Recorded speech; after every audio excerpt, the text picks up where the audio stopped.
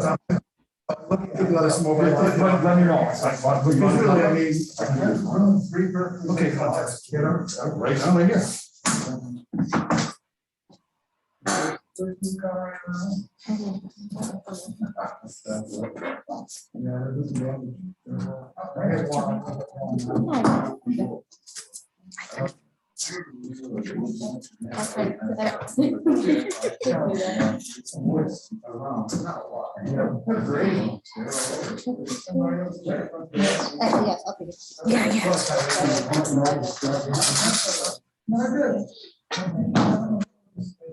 Brennan is coming. Okay.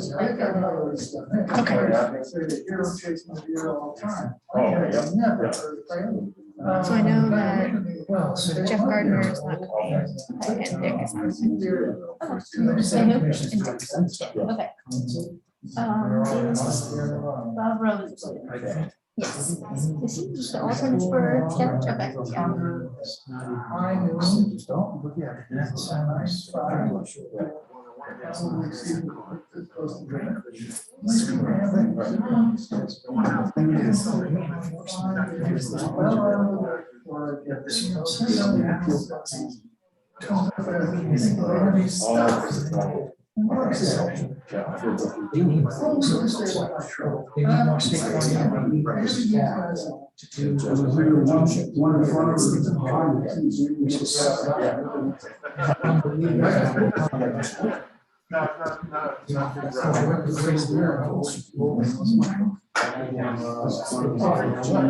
Okay. Okay. All right. Maybe I'll have to get a recreational lobster license.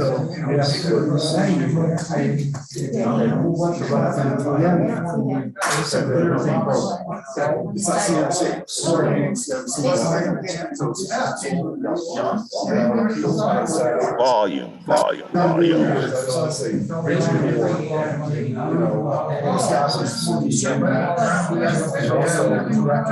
Yeah, that one I Only thing that's doing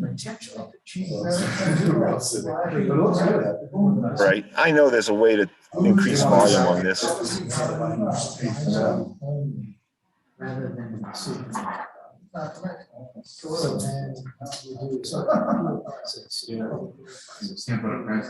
Well, it's embarrassing, but why?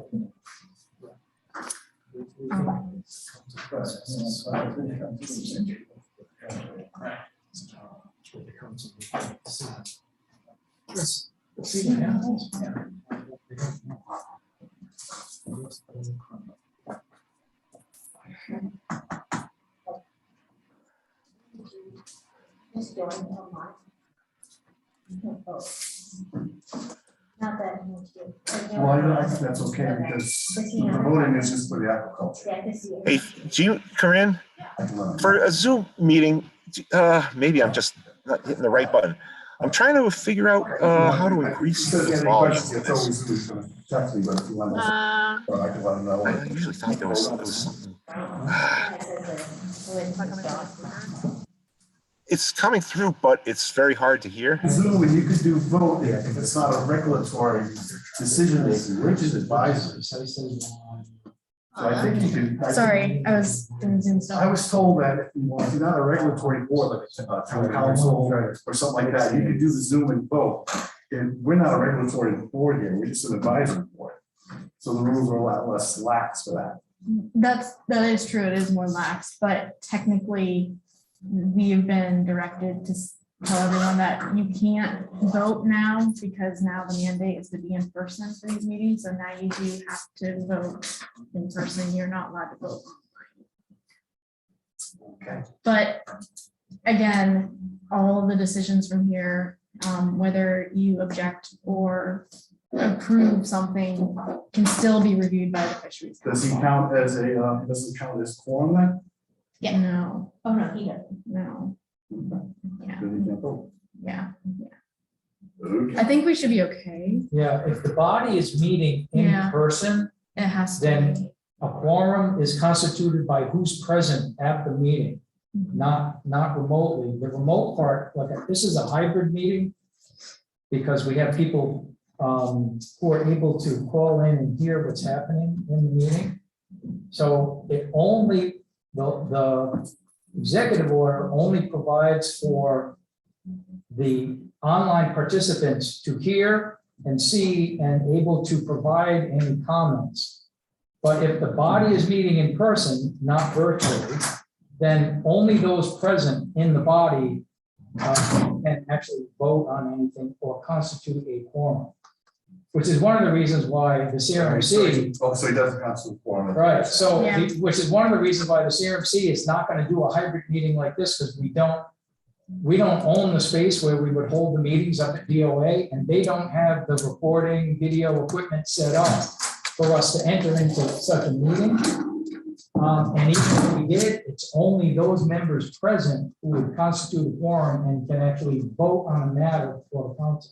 However, Mike, the only difference is this is an advisory body, not a rule-making body, Which is what I, yeah. right? Yeah. But still, still subject to the Open Meetings Act in terms of noticing participation, et cetera. So, I'm here. correct.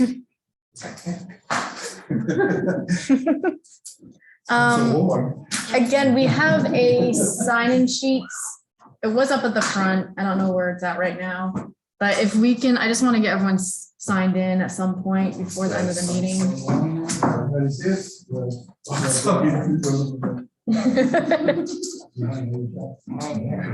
Okay, signed in. All right, awesome. In person too, I'm signing in. I know. How exciting is that? All right, you want to get going? Which way we go? This way? All right, guys, let's, it's a little past 4:30, so if we could, start the meeting now. Anna, do you want to start it off? Yeah. So everyone, welcome to our second in-person meeting. It's pretty exciting to see everyone here today. Today is February 23rd, 2022, and the agenda for today. Bear with me. I always have issues with Zoom. Here we go. I should be moving.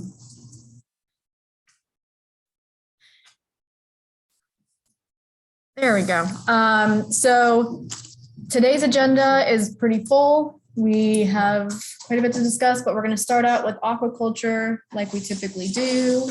Then Ben will be presenting an update on the base amp. Oh, thank you. And then we're going to jump into some non-voting items. So we're gonna have a presentation from Pat Barrett at Division of Marine Fisheries talking about the 2021 dredge survey results. And then I'll be speaking about the Providence River. And then we have Tom Angel from the Division of Marine Fisheries speaking about knob whelk minimum size. And then at the end, I've added one additional item, just want to discuss a quahog transplant for the spring. So just for everyone on the virtual side of the meeting, please just keep your mics on mute just to minimize background noise. We aren't going to be actually taking questions from virtual since we have tried to move more to public meetings now. So it's just a listening component to this meeting. And actually, if I can just, if everyone, can you hear us okay on the virtual side? Could either Pat or Tom just speak up and say that they can hear us okay? Okay, thank you, Tom. And I think we should be all good. So I'm going to hand it over to Ben. Okay.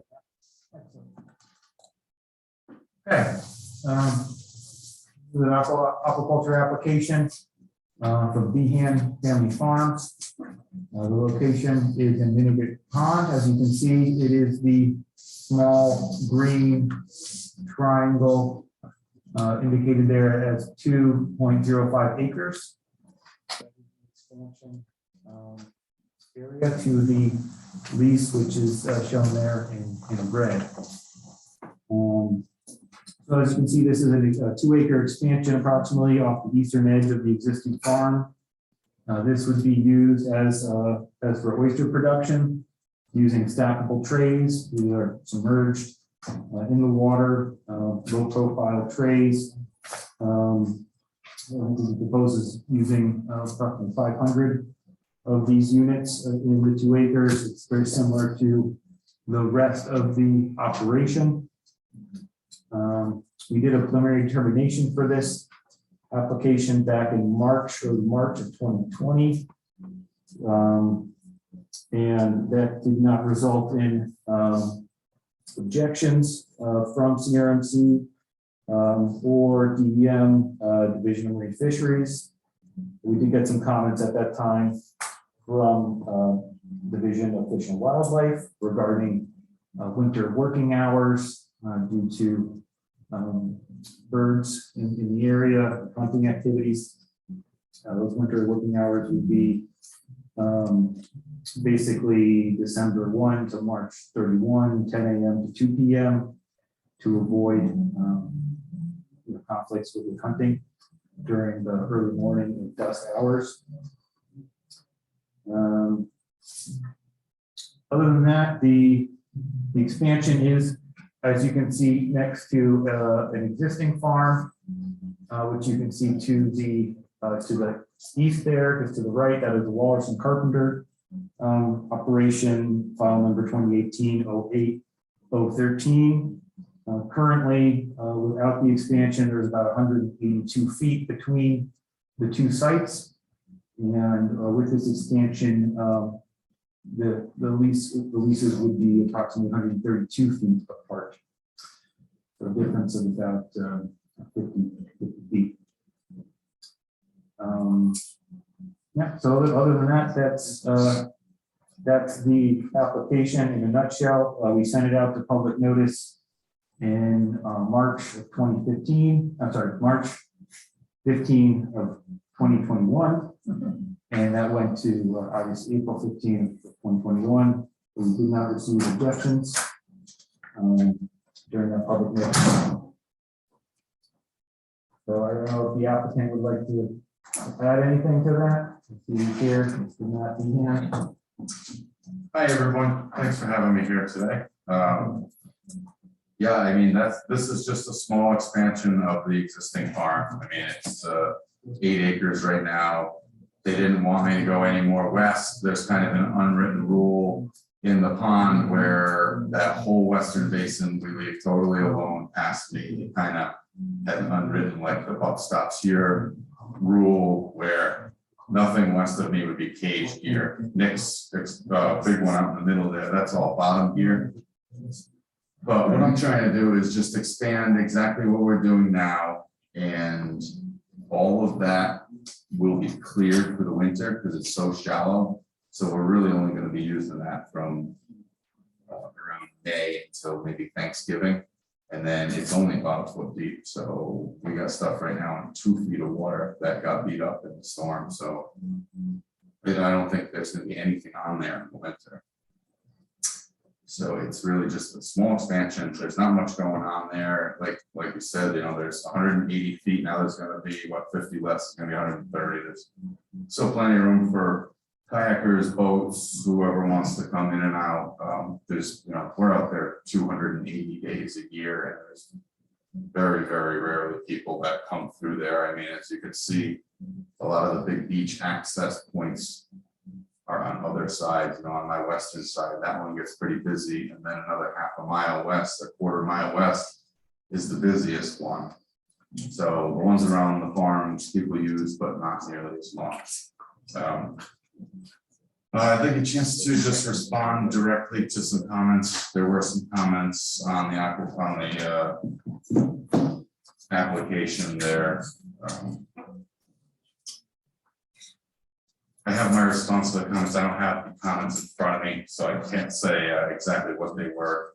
But the response to the comments were that people very rarely shellfish right on the boundaries or adjacent to our farm. It's not the right substrate. I tried to grow clams there. I actually failed. I don't grow clams anymore. It's too tightly packed. There are a lot of diggers in there, and anybody that digs in there knows where to go. And it's not around the farms. It's more along the northern side on that point, and there's a bunch of different places. A lot of the times where it goes from shallow into deep is where we see those guys digging. Let's see. It's just barren sand. There's not much crab or shellfishing. The area in question is not commercially fished. There's only, I think, one guy that commercially eels in there, and a couple guys dig, but not a ton of commercial fishing in that pond. You know, it's only on average about 4.6 feet deep. Unfortunately, just due to natural causes, there's no real bay scallop population. I mean, again, we're out there all the time. Once in a while, we'll see a pretty good set, but very few guys are out there trying to get them. Soft shell clams, same thing, and razor clams. Those seem to be kind of a thing of the past. I mean, I've never seen anybody in my 12 years out there trying for soft shell or razor clams. Unfortunately, also the winter flounder fishery, it's just not there like it was in years past. It's not due to anything that we're doing. It's natural ebbs and flows, I guess, of that fishery. But you don't see anybody out there. We're out there in the winter. Very, very few people out there fishing. This place in particular that we're applying for is only 1 feet deep. So you can't get a boat in there to fish or anything. Later on in the comments, it says that we diminish the natural habitat. I mean, there's tons of studies that say that that's not true. If you've been out to our farm, if you pull a piece of gear up out of the water, you'll see that much the contrary, we don't diminish the natural habitat. We very much enhance it. Our cages are actually, what do they call it? Shellfish mitigate or fish aggregating devices, FADs. So we're actually setting up we'll have 500 mini ecosystems out there. And I mean, the last thing it says that the oysters will not significantly increase water quality, but I mean, again, there's many, studies that have been done that say that adults can filter up to 50 gallons of water in a day. I had probably, 4 million adults out there. It's maybe less adults, but 4 million total. I mean, you're talking 150, 200 million gallons of water daily. I don't think that can be ignored. So in conclusion, we're very good for the environment, super green. Just expanding a little bit. We're very close to the 5% cap. I don't know that anybody's gonna try to expand. I can't speak for anybody else, but I mean, you look at the map, we're very, very close to that 5%. Ben, how close are we to the 5? In Integrate, it's about 4.5% right now. And this would probably what 4.7 or something. Yeah, it's just a small incremental. I think the last time I did the math, there's maybe approximately like 10 acres that might be available before you get 5%. But looking at Integrate, I'm not sure that they will ever hit 5%, given some of the other constraints on aquaculture development. As Mr. Behan mentioned, there is a prohibition through an understanding with multiple stakeholders that anything west of his lease there would not be used for deer. The one lease that is there, the large red box to the west, is bottom plant only. And that was a recently expanded site, actually. So I don't really expect. Wasn't the Army Corps one of the ones that didn't want to go west to? So Not that I saw on the record that could be the case, but from what I could tell, it was largely it came about actually through this application is how I found it in the record during this PD. There was a discussion of, the alternative of putting these additional 2 acres to the west edge, western edge of the Behan lease. And DEM did not support that. And that is what I have in my record, my notes on that. But I would agree with that. I don't think I would support future gear expansion to the west. Now, is that something we've talked about this, we've had a lot of discussions in Jamestown and stuff about maybe getting that in more of a official position in the regulatory book about because Dave Utel talked about that 10 years ago, that we didn't want to go farther that way. Right. With all the activity and. Right. So, Well, to the future reference, maybe that might be something that. yes, certainly. Rulemaking is a Historically preserved. right. I mean, rulemaking, takes time, consideration, public comment. I think it's a minimum of many months, 4 months at least, to get a rule change. To the degree I can be a repository for this knowledge, I have come through the historical documents that are at my disposal, including all file histories, and have tabulated and made note of agreements like this.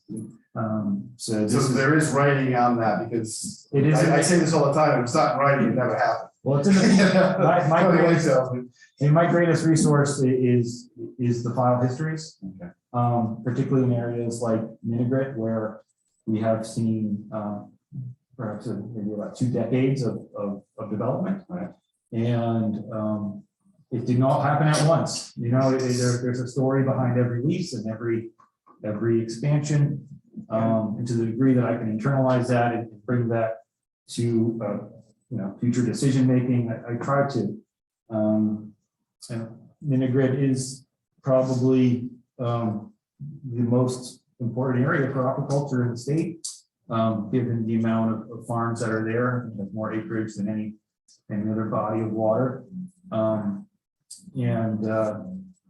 It is an area I think that future expansions would be closely scrutinized.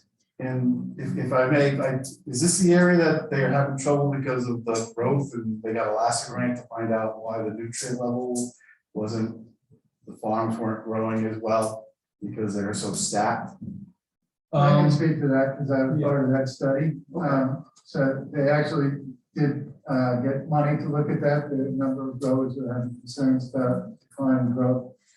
So we looked at the stocking density in the cages, varied the stocking density, because that was my theory, that these growers are overstocking the cages and resulting in stunted growth. And we also took a drogue, which is a floating device with a submerged vane to follow the current, and sampled the phytoplankton density as the current went across the leases. And there was no evidence of any significant decline in phytoplankton concentration as the water body passes across the various leases. But there was a very strong correlation with the amount of animals in each cage or bag and the growth rate in the bags. So my advice to the growers was that they should be dropping the concentration of oysters in the bags if they wanted to achieve optimal growth. I have a question. I would also point out that there are periodic blooms of coplodinium in that pond that are probably having more effect than anything because all shellfish stop feeding when the rust tide comes in. And that was what was really at the heart of their decline in growth during those years. So There was the rust tide, not the lower or there was no decline. density of the cage or There was bag. no decline in phytoplankton related to the oyster population that we could measure significantly. But in all the bodies of water we're seeing in New England that get impacted by coplodinium, we see massive reductions in growth of shellfish. They shut down. Thank you. I have a question. My name is Kim. I'm new on the panel, and I'm not very familiar with commercial shellfishing, but I know that if I want to go find some little necks or not steamers anymore, but we would definitely go west of that area. I see the density that's 0.8. What's a density that's worth your time? as a commercial shellfish. Well, Ben could come to, I think we're in the threes, maybe 2.5 threes. Okay, so it's, We agreed at the last agriculture working group to use 3 per square meter as a functional number for what we call commercial harvest densities. Below that, it's probably not worth your while. That was an agreement between the diggers and the growers. We had to have something to target. I know that Mr. Hurricane suggested that we're not properly sampling the smaller animals, but let's face it, the smaller animals are not supposed to be fished. We're talking about, interactions with the fishery. So my response to that is, in Ben's case, lining the rake and seeing, the recruitment and presence of absence as opposed to somebody could have fished there the day before, and that's why all the 1 inch of water are absent. So it's not I don't believe to be an adequate measure of habitat suitability or abundance, just targeting the size. Never have, going back to the data house. So that was an agreement that was reached at the last working group meeting. You can go back to the minutes of those meetings. And, there was an agreement that was reached with this body, frankly. I was It was a consensus. and I said the same thing that I will. There was a consensus document, you can throw it in the bus if you like. No, I'll say with all due respect, some of the consensus is based, okay, let's do spatial planning, let's use common sense for the survey, let's recognize habitat, and then I have no intentional finger pointing at certain C, but the burden is on them to recognize all these and not just simply rely on objections. So as far as shellfish surveys go, when I use a recreational rake, I do line it with this oyster bag material. And I don't sift the rake on the way up. I take a grass sample as best I can in a sandy substrate. Some's gonna fall out, but I wouldn't catch anything that would be identifiable as a beam. And we do the same thing in deeper water with the tongs. I don't sift it out. I just straight up. It's a little bit more work. Takes a little bit more time, but that's the way I feel the job should be done. And as far as the shellfish survey goes, it was traditionally in the past something that DM'd it. And now it is something, yeah, sure. Just interrupting my role, we're not required to survey it when we question the results or felt that there was likelihood of substantial fishery there. That's what we did. And I certainly welcome any additional expertise brought to the review. I have a question, just reach a point of clarification. In the application, it's marked as a right of way nearby. I don't know where it is. I'm not familiar with the area, so I'd like to know where is the right of way there. So this may not be helpful for those on Zoom, but you can see this small sand trail here. So here's the sand trail that you can get drive your vehicle on if you have a pass. There are these perpendicular trails every so often where you can beach a boat and cross over to East Beach. There's one just off the western side of the Beeham lease, which I, through my own observation, many vessels will use the lease actually as a navigational aid to kind of get to this location because they're not always clear when you're on the water where they are. Because it all just looks like marsh and they're kind of small, almost game trails. But this is the much larger one that is used much more frequently than some of these smaller ones. Some of these are almost impossible really to use. They're not really quite functional. Like this one here is really just a turnaround for the camping sites. How far off the beach is the pond itself? Off the backside of the barrier beach. Right, on the pond side of the barrier beach, how far off from the sand of the? I don't know offhand. It's I think it's about 125, 40, something like that. that would make sense. Yeah, because if we're looking at this area between the red square and the green triangle, is we also have a scale down here on the bottom, but this area here is about 150 feet between the red and the red. You can see here it comes a little close, but it has quite a berth from the actual trail. That's got to be at least 200 feet, my calculation. And somebody can access that with a boat, it's not a problem between the No, yeah. application, the farms that are there. Right, yeah, and and like I said, there's kind of a story of the development in Utica. One of the things that has always been a primary concern is access to the backside of the barrier beach for recreational activity. And because of that, many of the farms have buffers between them, and every farm has adopted a different colored buoy. So, and this is, you go rent a boat at Ocean House Marina, for instance, which I like to do once a year with my family. They'll tell you right there, they give you a map of the leases, and they say, if you see two different colored buoys, that means there's a fairway there, there's some kind of channel where you can move unobstructed to the backside of the beach. There's also been signs posted by Sea Grant recently at a few of the public access points, educating the public about the presence of the leases and what you can and cannot do around them. Really the only thing you can't do is shellfish within them. So you are actually allowed to pass through them and enter them.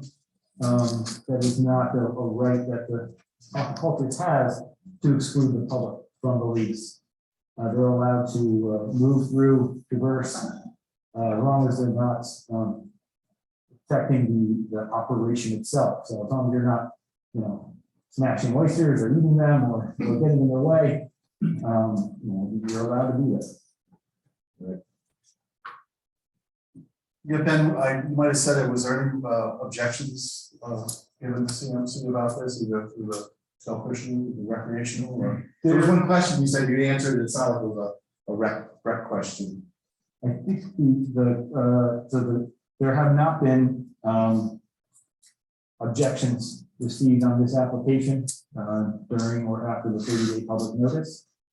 There were a few comments that were received during the PD, which were more, so they came from a recreational user, but they were not really specific to this application. Something that evolved into a discussion amongst the members of that email list on the benefits of aquaculture versus the amount of space they take up in the public space. Specific objections. There was no specific objections to the use of this area as a recreational or commercial fishery. And I think hopefully my last question, you said you're gonna move the cages out during the winter. Where are you gonna put all that stuff? Is that something that goes to land and you refill your other things, or? No, we got a winter storage, wet storage lease, so right So off, it's deeper and. yeah, it goes from like waist to head deep. And instead of putting them way spaced out, like we like to have one cage and then have at least a cage all around it of space so that, they can eat whatever, we don't crash boats for. So when we pack them in the two, we put them kind of right on top of each other like a troll almost. So we can pack, because I'm about 7.5 acres now, but we can pack it in two. So you can see this is the gear layout from the application. A triangle, the triangle at the top of that on the north, that is the winter site. That was approved as part of a previous expansion on this of these. And I had that bad winter like 5 to 6 years. Yeah, that was that. Yeah. That was It was the 60 days of below freezing. Yeah, so that is deeper water only to be used in the winter months. And even though CRMC does charge a full yearly fee for the use of that area, he's only allowed to use it for the winter. And it does count towards the 5% as well, but it is only used in the winter. Dennis? I have two more abundance questions. So on is the 0.9 density or 0.8, I'm sorry, density including sublegals or no capture? Or? I did not see any sublegals. However, other members of the council may remember a previous application review here and surveys done by me where I did present not only results of the sublegals I did find, but also pictures of those plans. Over there, wasn't it? Yeah. And I was going to ask, fisheries, have they recently done the suction sampling anywhere near that location? Not that I'm aware of now, they haven't. again, well, maybe for what it's worth, the suction sampling goes down at least 12 inches and we capture everything. And, you know, I guess I have to disagree. I mean, every time I've gone clamming, general air is loaded with stout razor clams, and I'm surprised to hear that, you know, none are being observed in the, you know. I mean, No, I mean, general area. Where, not there, not where I'm applying for. There's, I mean, not there 280 AC here for 12 years. I would know if people are. And I do see in my own observations of visiting and inspecting sites, doing surveys here, I do regularly observe people shellfishing to the west of this lease. And that appears to be where most of the, in this particular part of the pond, where people focus their activity. Well, some of the comments that you were referring to were submitted by me, so I mean, for what it's worth on in terms of excessive duration, you know, terrorized the pond since 6 months old, and I'm 63 now, so I mean, I'm pretty familiar with all the changes and characteristics, but when I have launched, taking friends, family from a kayak launch, every single person I've asked thinks you can't go anywhere near the leases. So I mean, that's part of my point in the comments, that they don't think they're because they're afraid to be there, is the general. I actually got a call recently from Fish and Wildlife that operates the Miniger Preserve in the north, and the enforcement officer had a question about that, if someone could harvest along the edge of the lease, because he actually observed an individual a batch of oysters that he had caught. And when he reviewed, he said, well, they caught it off the edge of the lease. Problem was, it was outside the season for oyster harvest. And I told the officer, well, you know, if shellfish does blow off the lease, it is now in the commons. If the farmer does not retrieve that and put it back on the lease, so it can remain as personal property, it is abandoned to the commons and can be taken like any wild fish under the regulations that exist in the state. Antagonized some New Yorkers, even though I'm retired in the summer, they had half, 5-gallon pail, half filled with oysters. So it is an attractive catch, I guess. But luckily for the industry, it's still in high demand. I would just point out that, it's pretty common that people don't understand that they're not allowed to do that, but these growers are on the lease, very common. It's pretty easy to go ask. I mean, I had a guy that was avoiding my lease for 30 years. I'm out there 5 days a week, most days of the year. He could have asked. So I understand there's a communication challenge, but is it our fault? Well, Sea Grant, as I mentioned, has put out signs around immigrants and various public access points to educate the public about the leases and what they can and cannot do. I believe they've done the same at Rome Point as well. So we are trying to make sure continually trying to educate and re-educate the public on our culture, what it is, what it isn't. So it's a big part of my job, and I take it pretty seriously. So if anybody has any questions, or know someone that has questions or concerns about it, send them my way.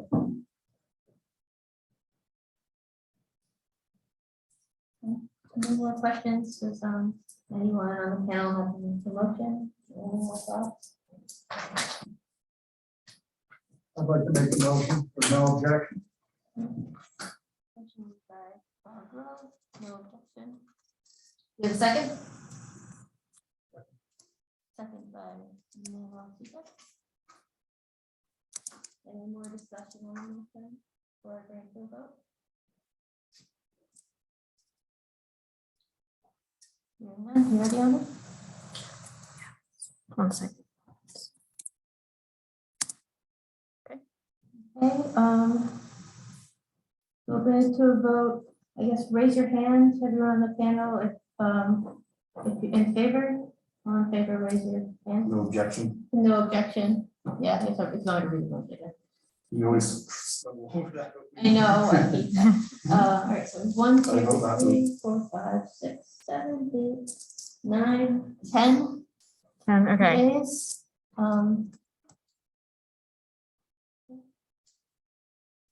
Any objections, raise your hand. 1 objection.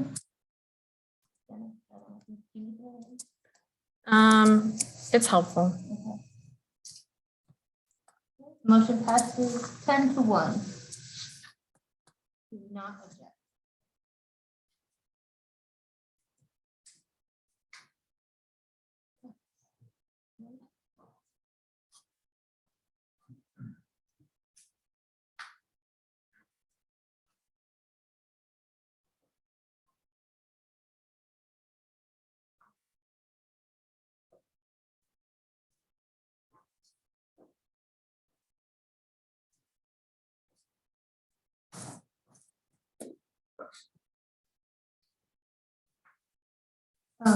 Okay, just to clarify, Ed Triano is not here, correct?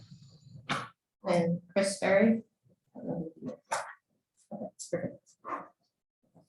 All right. Okay, moving on to the next application. Yes, this is a application for a seasonal kelp farm. This is a native species of kelp, sugar kelp, Saccharina, I believe. This has been an existing operation for a few years that has now come for the expansion. You can see the existing site in red with the expansion in green. The expansion is for 5.5 acres. The original site was about 2.6 acres. So it's going for about just over 8 acres total here. They will be throughout the original and expanded site, which is total. We're talking about 7 lines of kelp. So these are mid-water kind of suspended lines, roughly 5 or 6 feet underwater, with buoys holding the line up. And the kelp is seated on these horizontal lines and grows throughout the winter season. So the activity here is limited to November 1 to May 1. That is the current stipulation on the operation as is, and that would be extended to this expansion. So there'd be about 7 lines, about 1,000 feet each. There'd be about 40 feet of spacing between the lines. And about every 100 feet, there'd be a float. And it'd be like a hard black plastic float. And this, the PD for this did not have any objections from DEM or the local harbor commission at Narragansett. There have been no issues or complaints with this operation to CRMC nor the Narragansett Harbor Master. The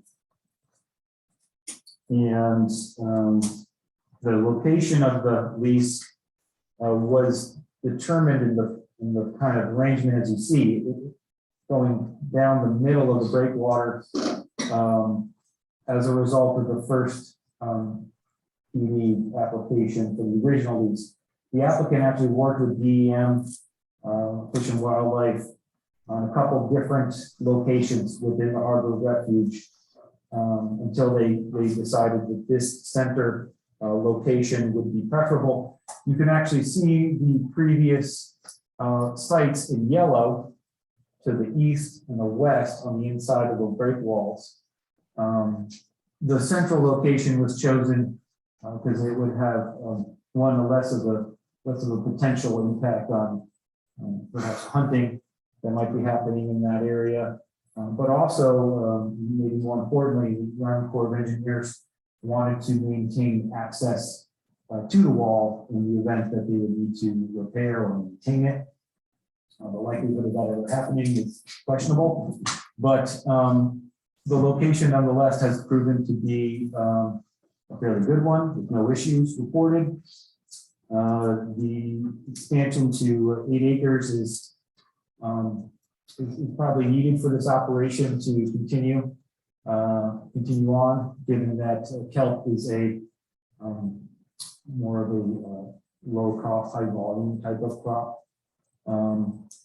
It is also an emerging market. However, this grower has been very innovative in securing his own buyers and has had a few very successful seasons, at least in relation to other people growing kelp in the state. He has done better than most.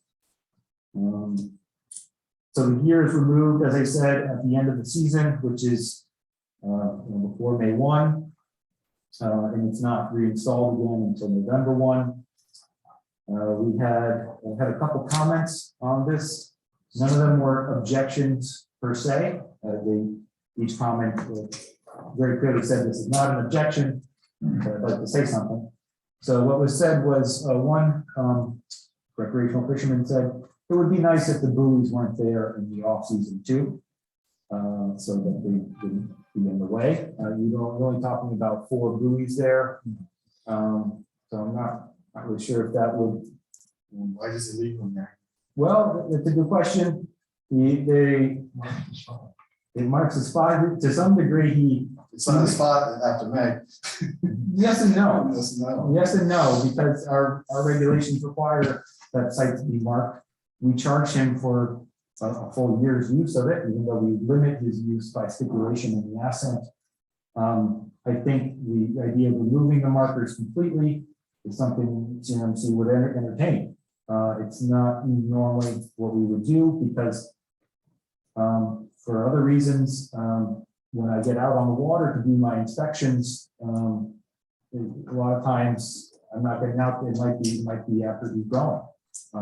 If I was inspecting twice a year, I might get him once in the winter, but it might be good to see where his buoys are in the summer, just so I know, that they're in the same place, and when he reinstalls his gear, it's all going to be in the same place again. And there's other perhaps considerations on having the equipment, just in a fixed point. But again, I think it's something we would consider if it really made a significant difference. Well, I think Dick Pastori in his comments just mentioned there's a lot of people anchoring up there and stuff. Right. I guess they probably use the buoys to anchor up on. And they probably would. I no doubt they would.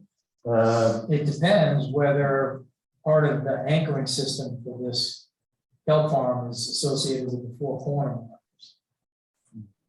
He had a Which diagram might be the that, I case. don't remember what the corner markers were. He had a diagram about Yeah, so the line. he was putting in. But to Ben's point, when he's doing site inspections, if he happens to be in this area in June or July, he wants to go out, look at the 4 corner markers and ensure there's no gear, Right. associated with that other than the markers, because by condition, he's only allowed to operate from November into May.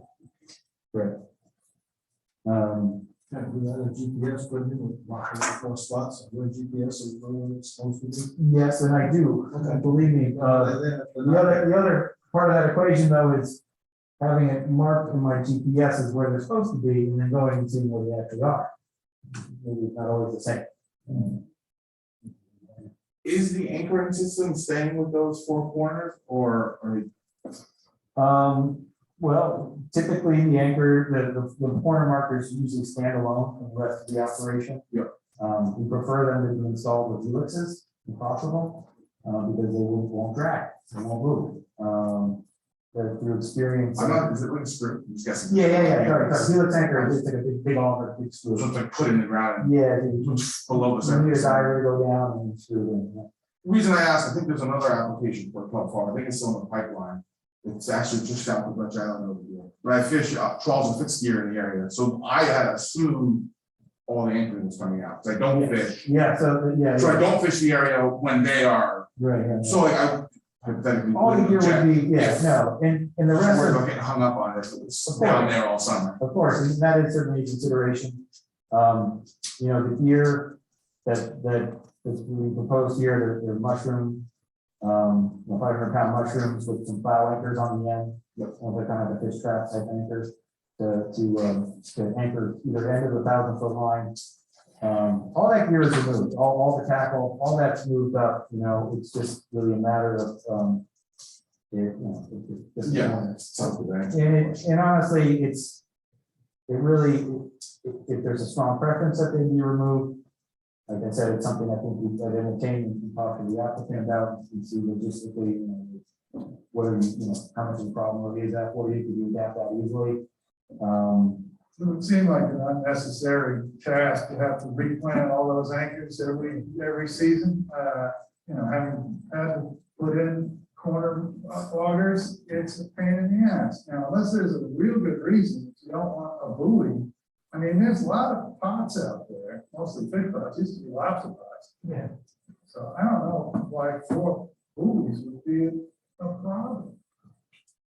No. I feel like you probably want the buoy on there if it's gonna You can make it stay, no problem. because then at least it'll mark that it's there. If the helix sticks up a little, it's at least gonna mark the buoy up and down line. Yeah, I mean, maybe that's the solution, right? Is you make the corner tackle remains and it's replaced with, the larger buoys you require to have during the season with just a pop buoy, which you could quickly, maybe. But if it's gonna be in there, you wanna identify it so somebody doesn't drag its anchor across and gets hooked up, so it's kind of a, Yeah. balancing act on that one. Yeah, and to be fair, these seasonal kelp farms, we only have 2 in the state. So, that's it, seasonal kelp farms, seasonal only, that is as opposed to an oyster farm that also grows kelp. We have many of those, and many of them aren't actively using that part of the permit. But we only have this location in Harbor Refuge, and then we have another seasonal kelp lease in the Great Salt Pond on Block Island. So both those operations are in areas that probably otherwise would not be appropriate for anything to be there during the busy months.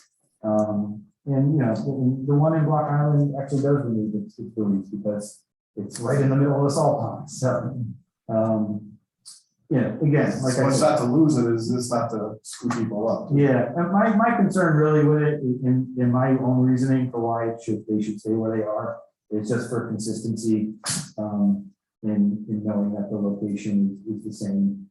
So I don't have to, find out someday like, whoa, this whole thing is been reinstalled somewhere else, and it might not be anyone's fault. It might just be, mix up with the coordinates or something like that. But I like to know that the corners are fixed and somewhat permanent.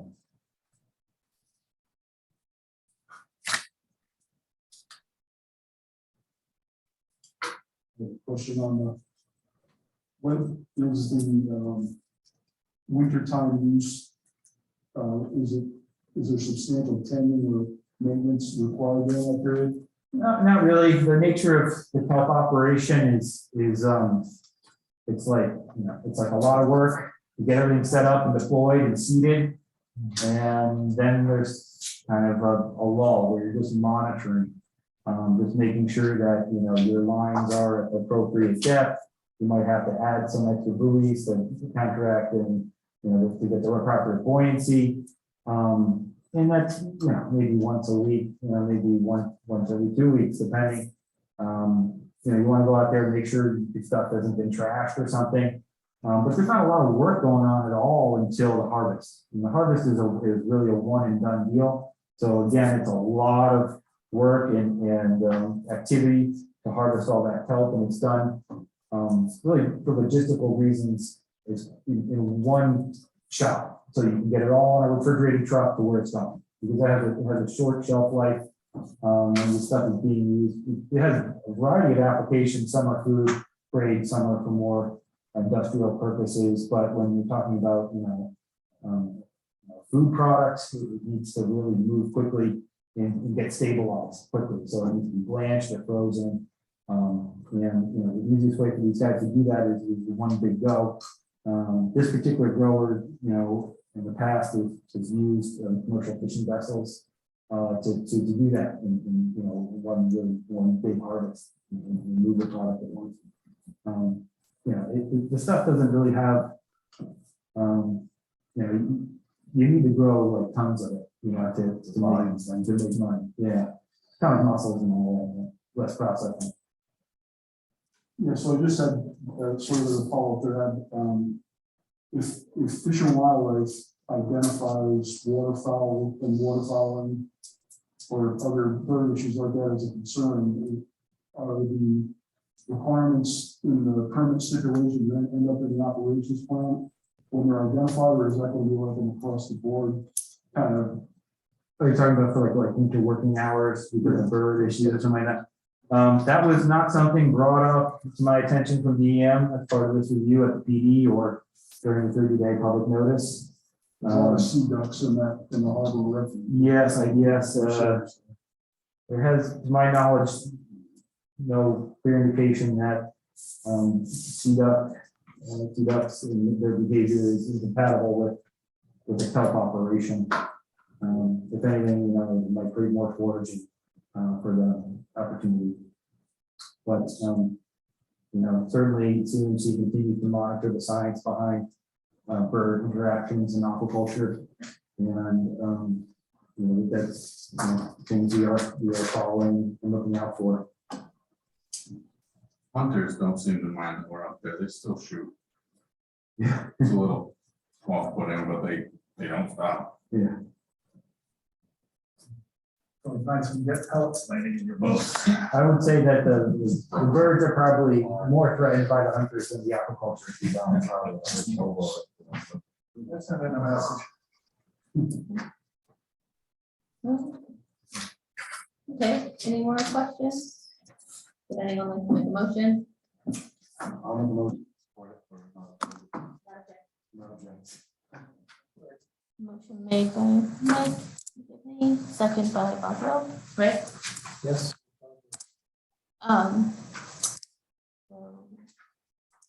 Motion to not object or recommend to the council to not object.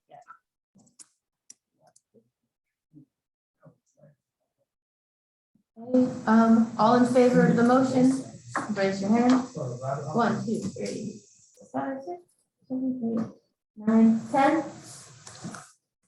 Any objections? Abstentions? 1 abstention.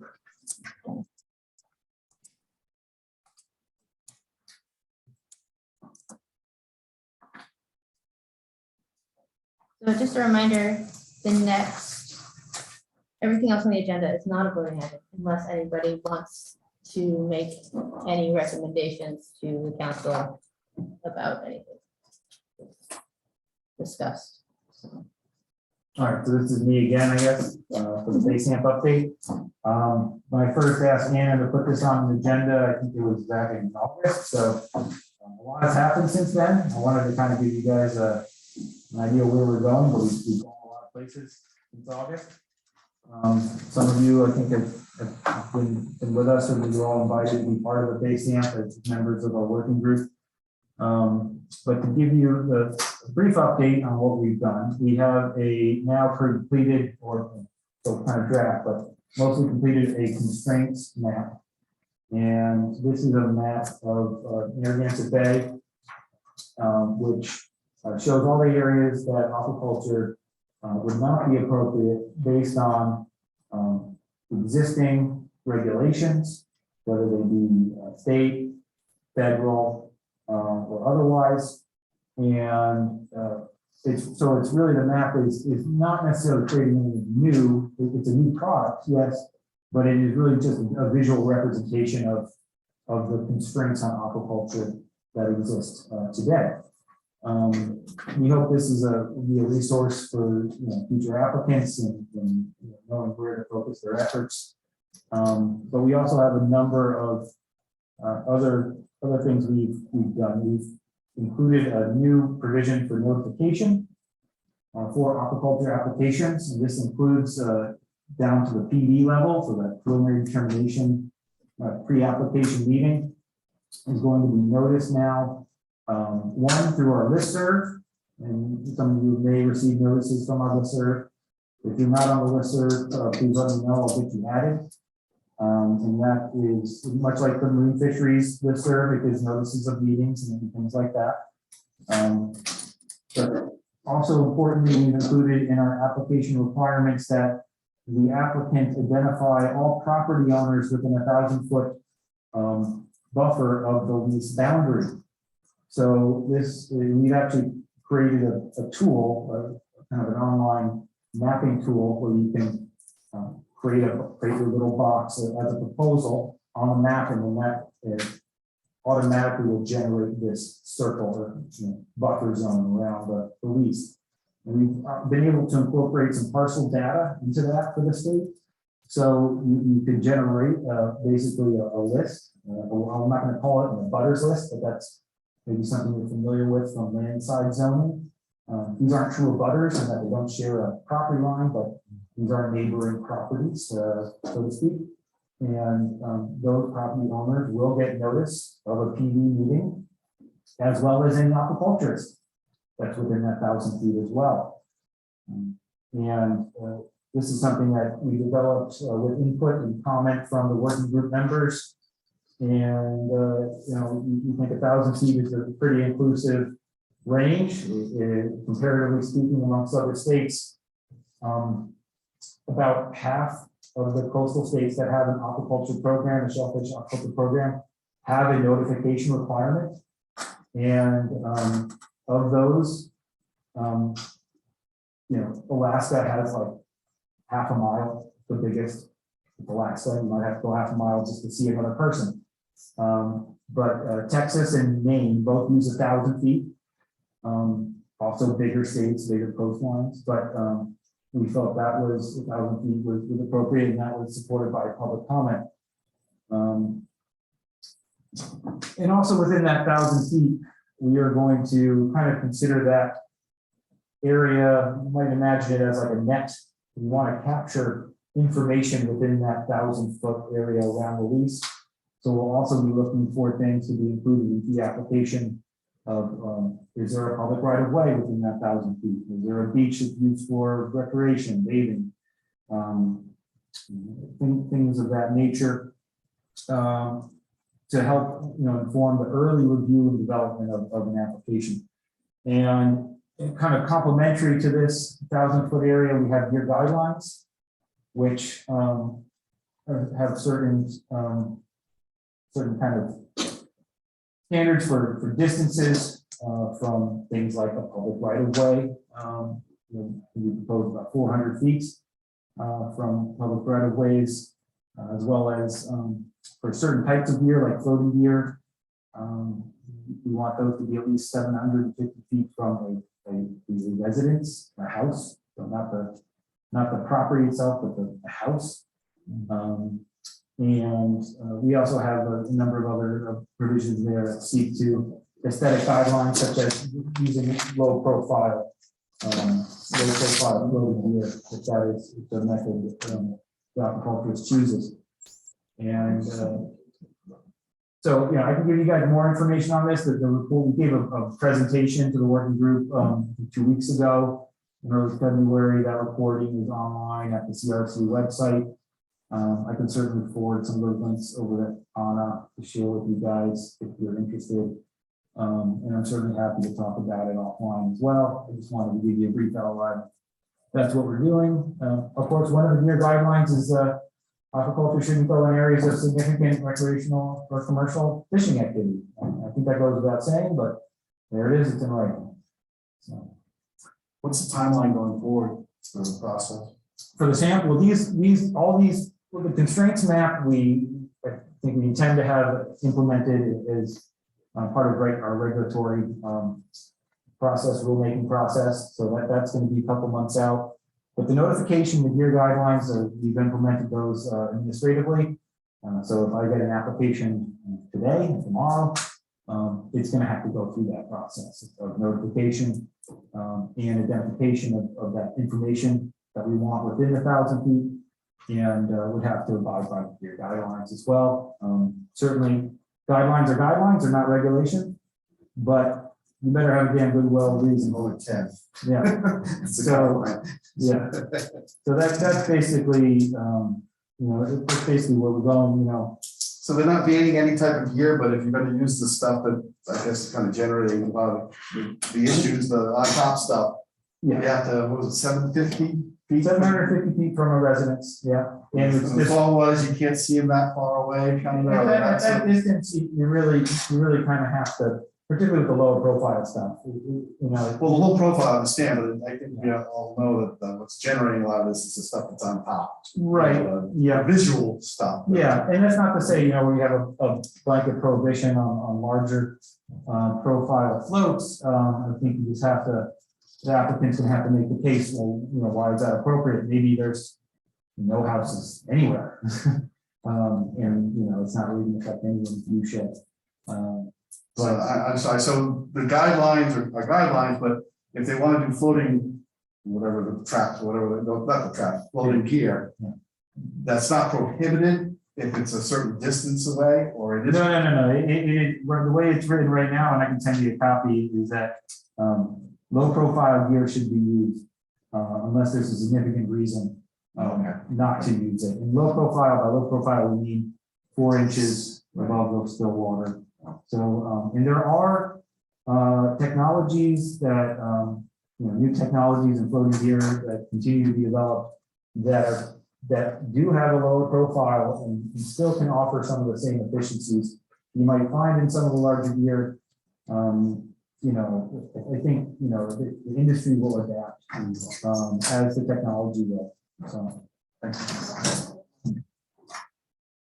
There's also a lot of information on the BASAMP webpage and links to some of the mapping products. So we should take a look at that, and we'll send over the link, Anna, so we can get it posted. and I know you guys had a full agenda. I didn't want to take up too much time on this, but I'd be happy to come back and you know, we'll give you the full tour, so to speak.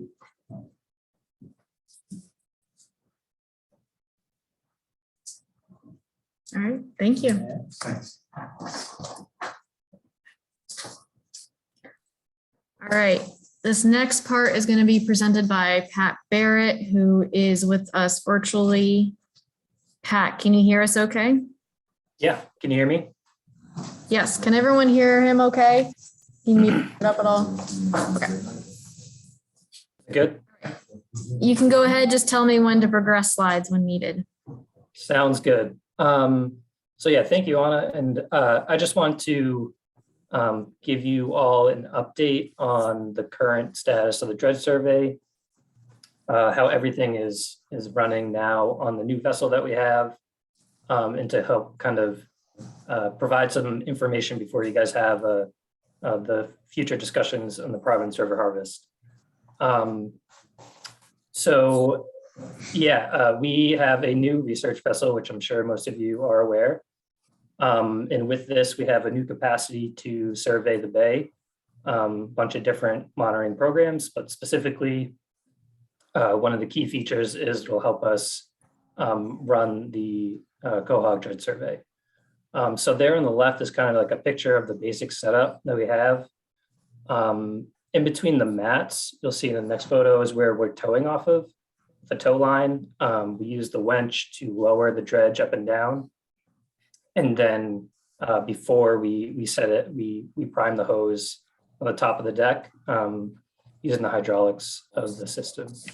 And so we went out earlier this year in like July to do some testing because we figured it was going to be a little bit different on this new vessel as opposed to how it used to run, just because the different logistics of the boat sizes and all that.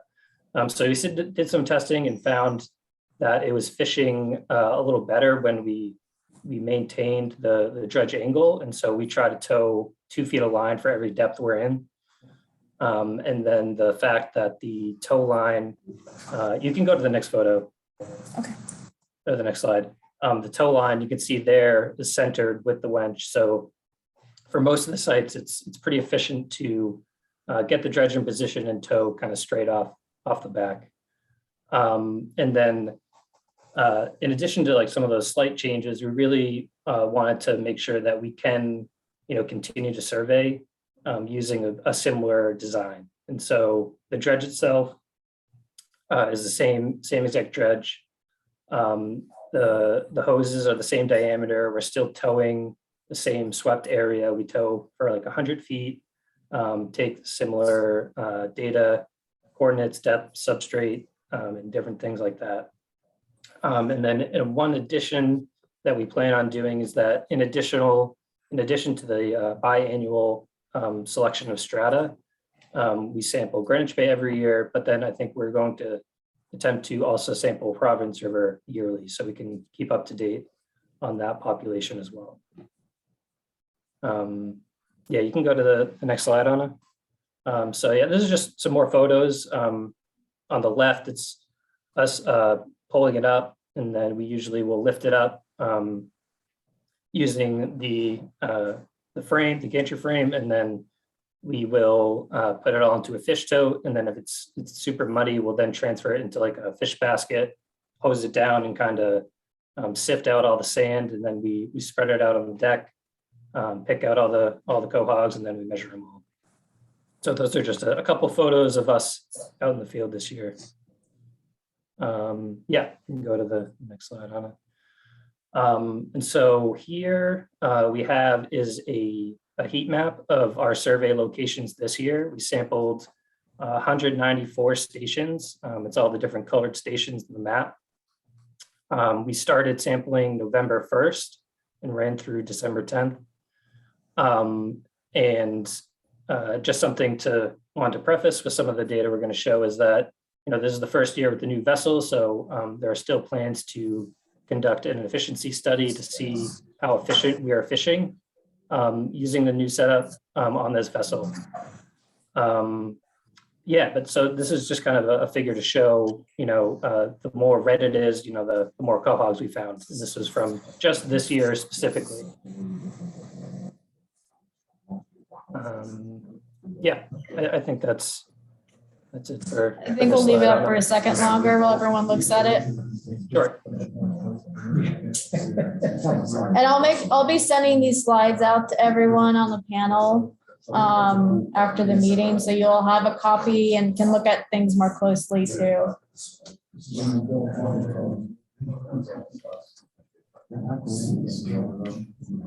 Yeah, so in case you can't see, when it starts to turn green, it's like maybe like 7 to 8 individuals per meter squared, and then goes up from there, just in case you can't see the scale at the top. Yes, Ben. What speed are you dredging at? So we are attempting, we try to go less than 1 knot, but it depends on what the current and the tide is doing. And so we try to, we try to maintain a speed, and we use that to estimate the time of our tow. Is that with the new vessel, are you able to maintain the same speed as you were with the other vessel? Are you able? Yes, typically, yeah. It depends. Yeah, I think in the past it's been around 1 knot, and we're around there in the same area. Yes. All right. Should I move to the next slide?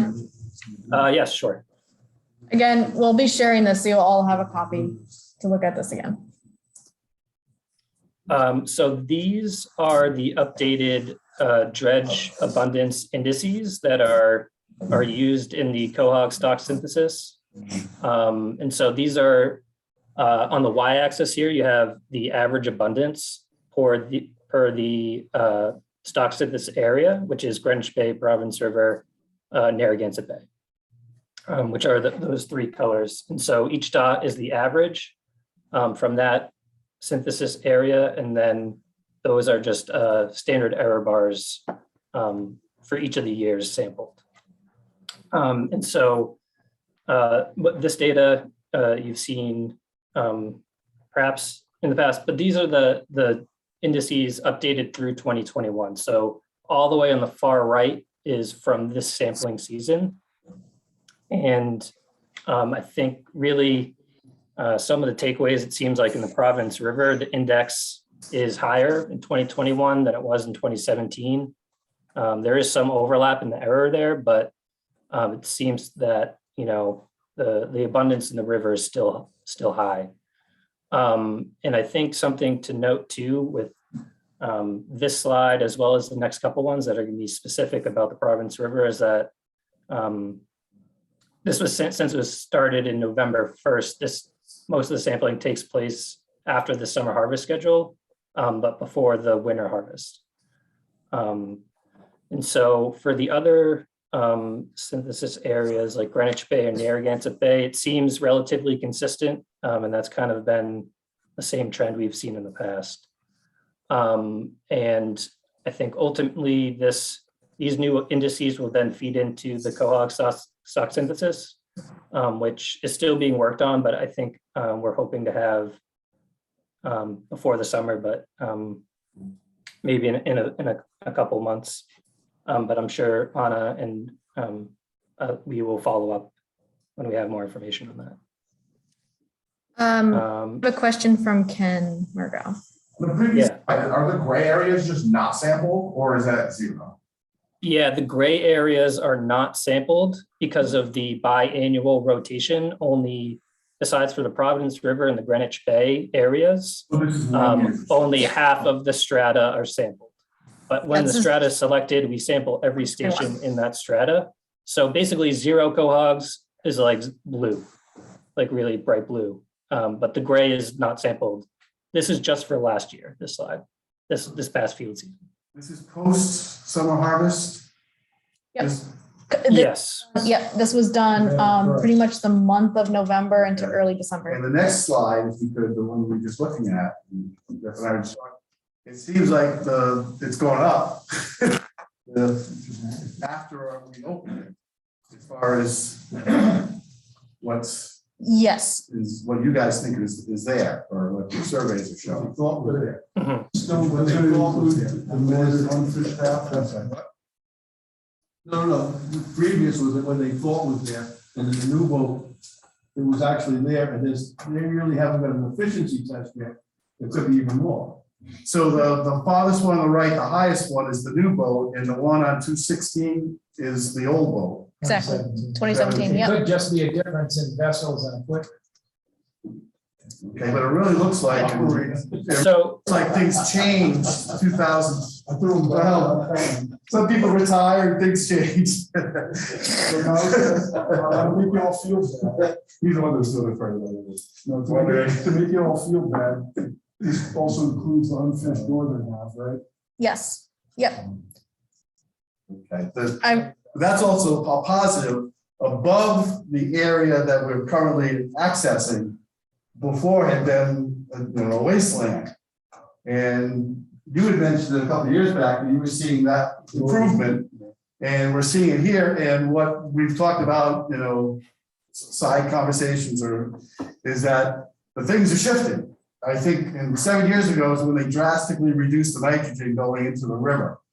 I think we paid the price, Lower Bay, other parts of the bay with food and recruitment and all the stuff that we've been kind of complaining about, the bay is too clean. But, blame Jeff, because he kind of first said it, this might have turned this area into like Goldilocks area, where before it was too much nitrogen. You had all the seaweed dying, the noxic events, too much oxygen. And because how else do you have an area closed for 80 years? And then when it opens, it's like 90% count. So we really think this is the benefit.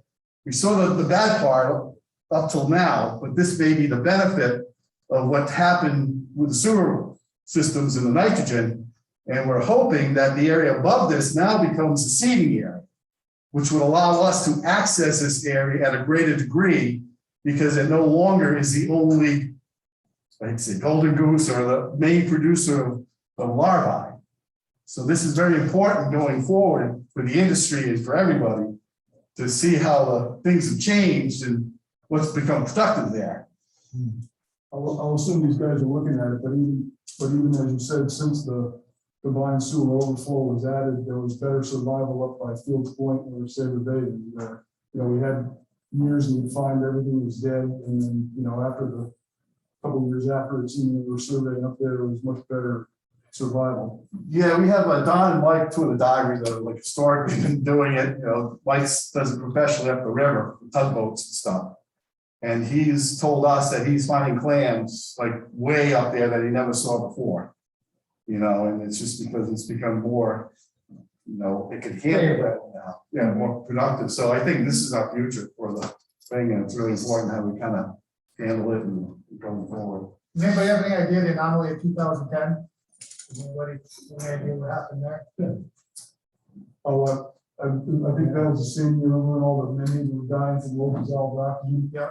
There's, a lot of mortality. I think. That kind of one of the things that triggered, I mean, the big fish kill, I think was earlier than that, was like 04. It was. But it took DEM and all Yeah. the maturations to finally, because in this state, you can either have the feds tell the sewer plant what they can do, or you can have the state do it. Yeah. And the state chose to be that one, and they severely restricted or really cut back what the NBC can do, Narragansett Bay Commission.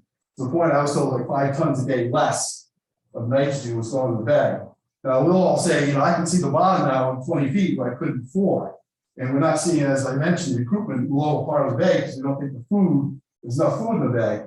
So I think this is the shining star, the good point of the Well, if change. your theory is true with during the dredge samples, we divide the closed areas from the actual open management area and see what happens over the next couple of years. Are we actually doing that right now? Well, no, I think the experiment's already happened because we found this set. Like I said, one of the reasons we did a 6 bushel limit, there was a couple of reasons, is we really expected to have a lot of big tops, there. We didn't want guys throwing things back. But it turns out 90% of the catch, or whatever the numbers are, I would say 7 years or less, as far as what they look in size. There were a lot of dead clams we're finding, bigger ones, but I think that's just a density thing. But it's just amazing how, like I said, how do you have a place closed for 80 years and it's all count? And we're just kind of trying to figure that out. The other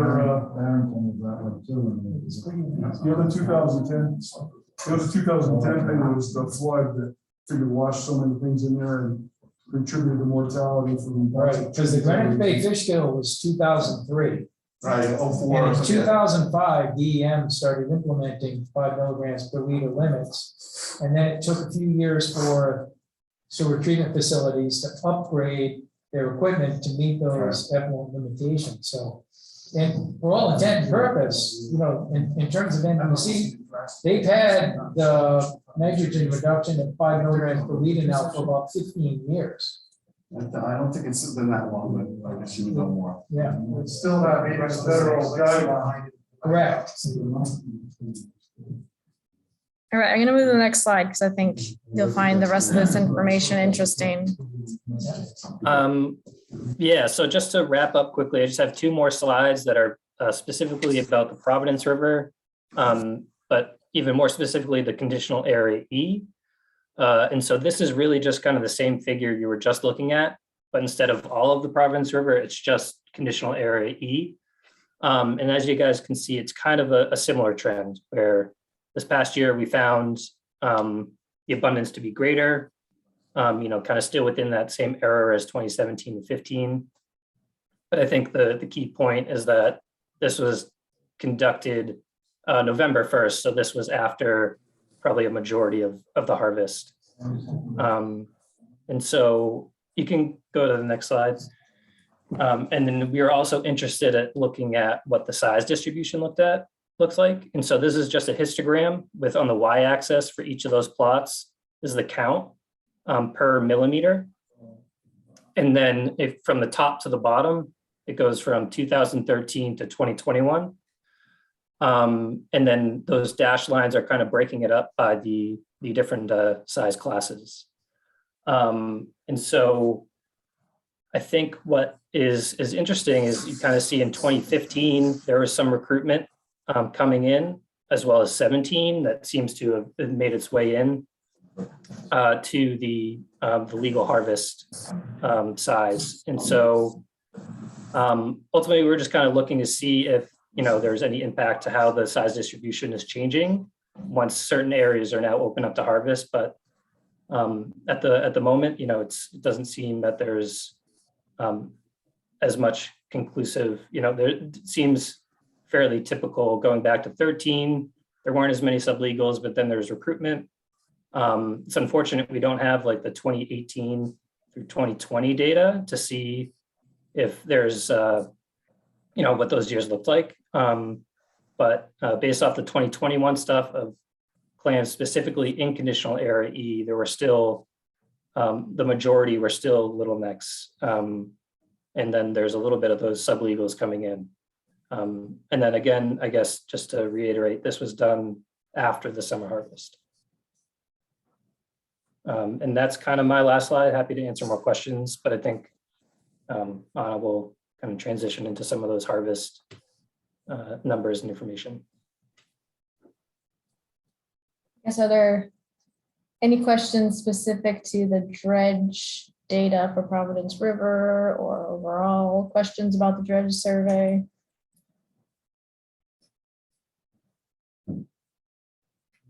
Yeah, Ben. How close to shore do these dredge surveys get?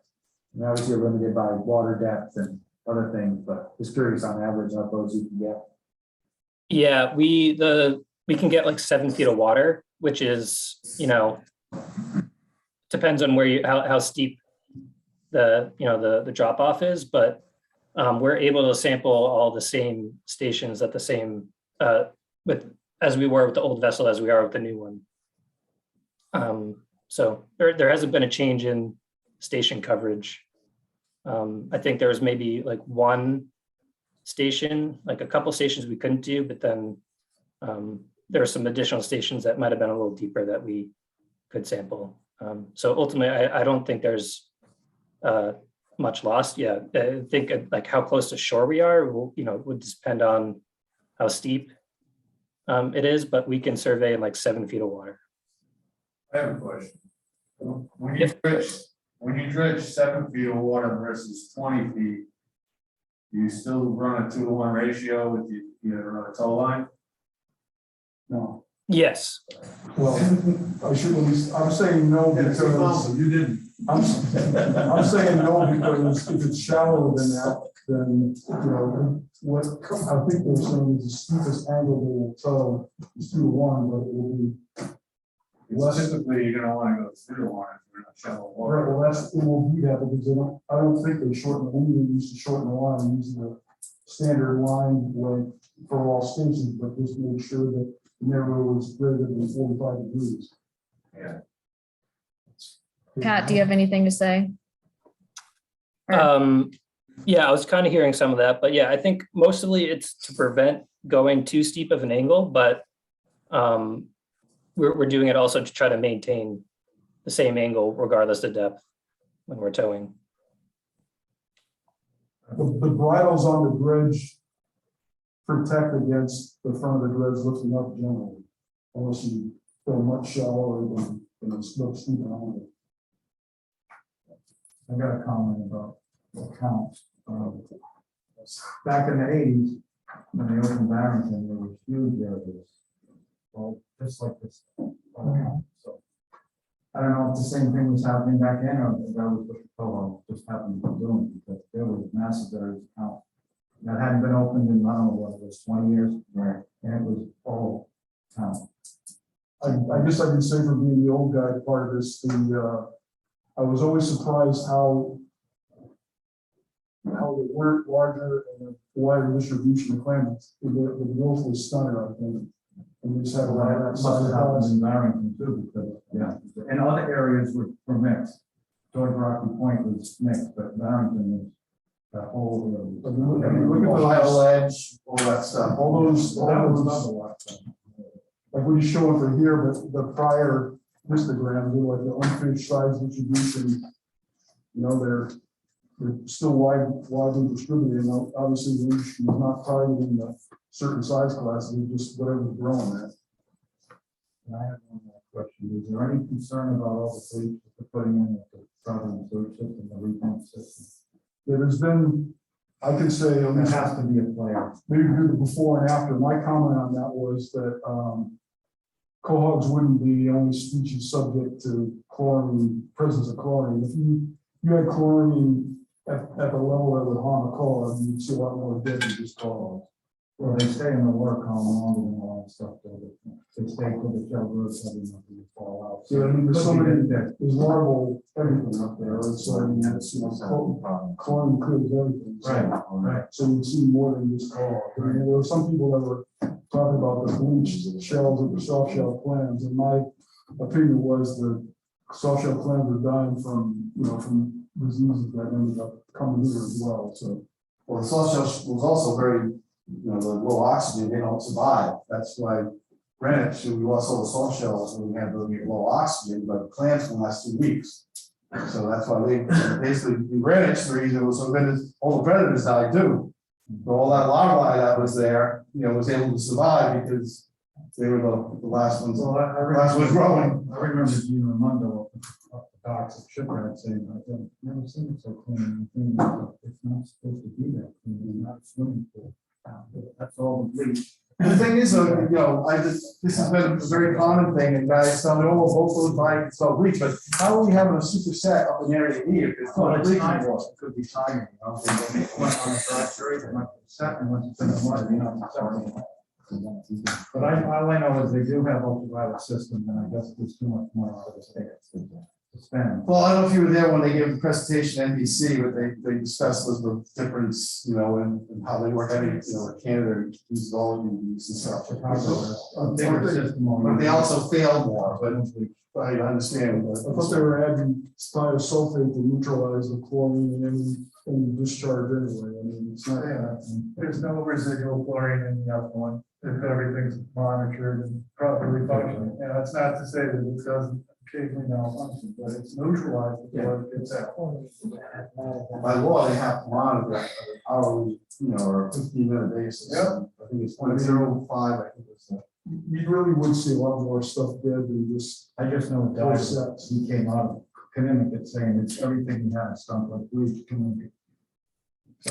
All right, thank you, Pat, for taking care of that and doing that presentation for us. Just for the sake of time, we're gonna keep moving since we are pretty far into this meeting. So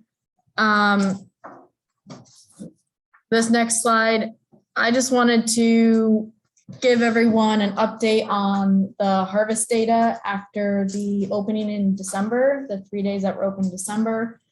So in 2021, there were a total of 15 days that the Providence River was open. And over that course of time, there were 4.7 million clams harvested from the Providence River. The total landings per day range from 827,000 clams to 434,000 clams. So that's a total for everyone that was up there.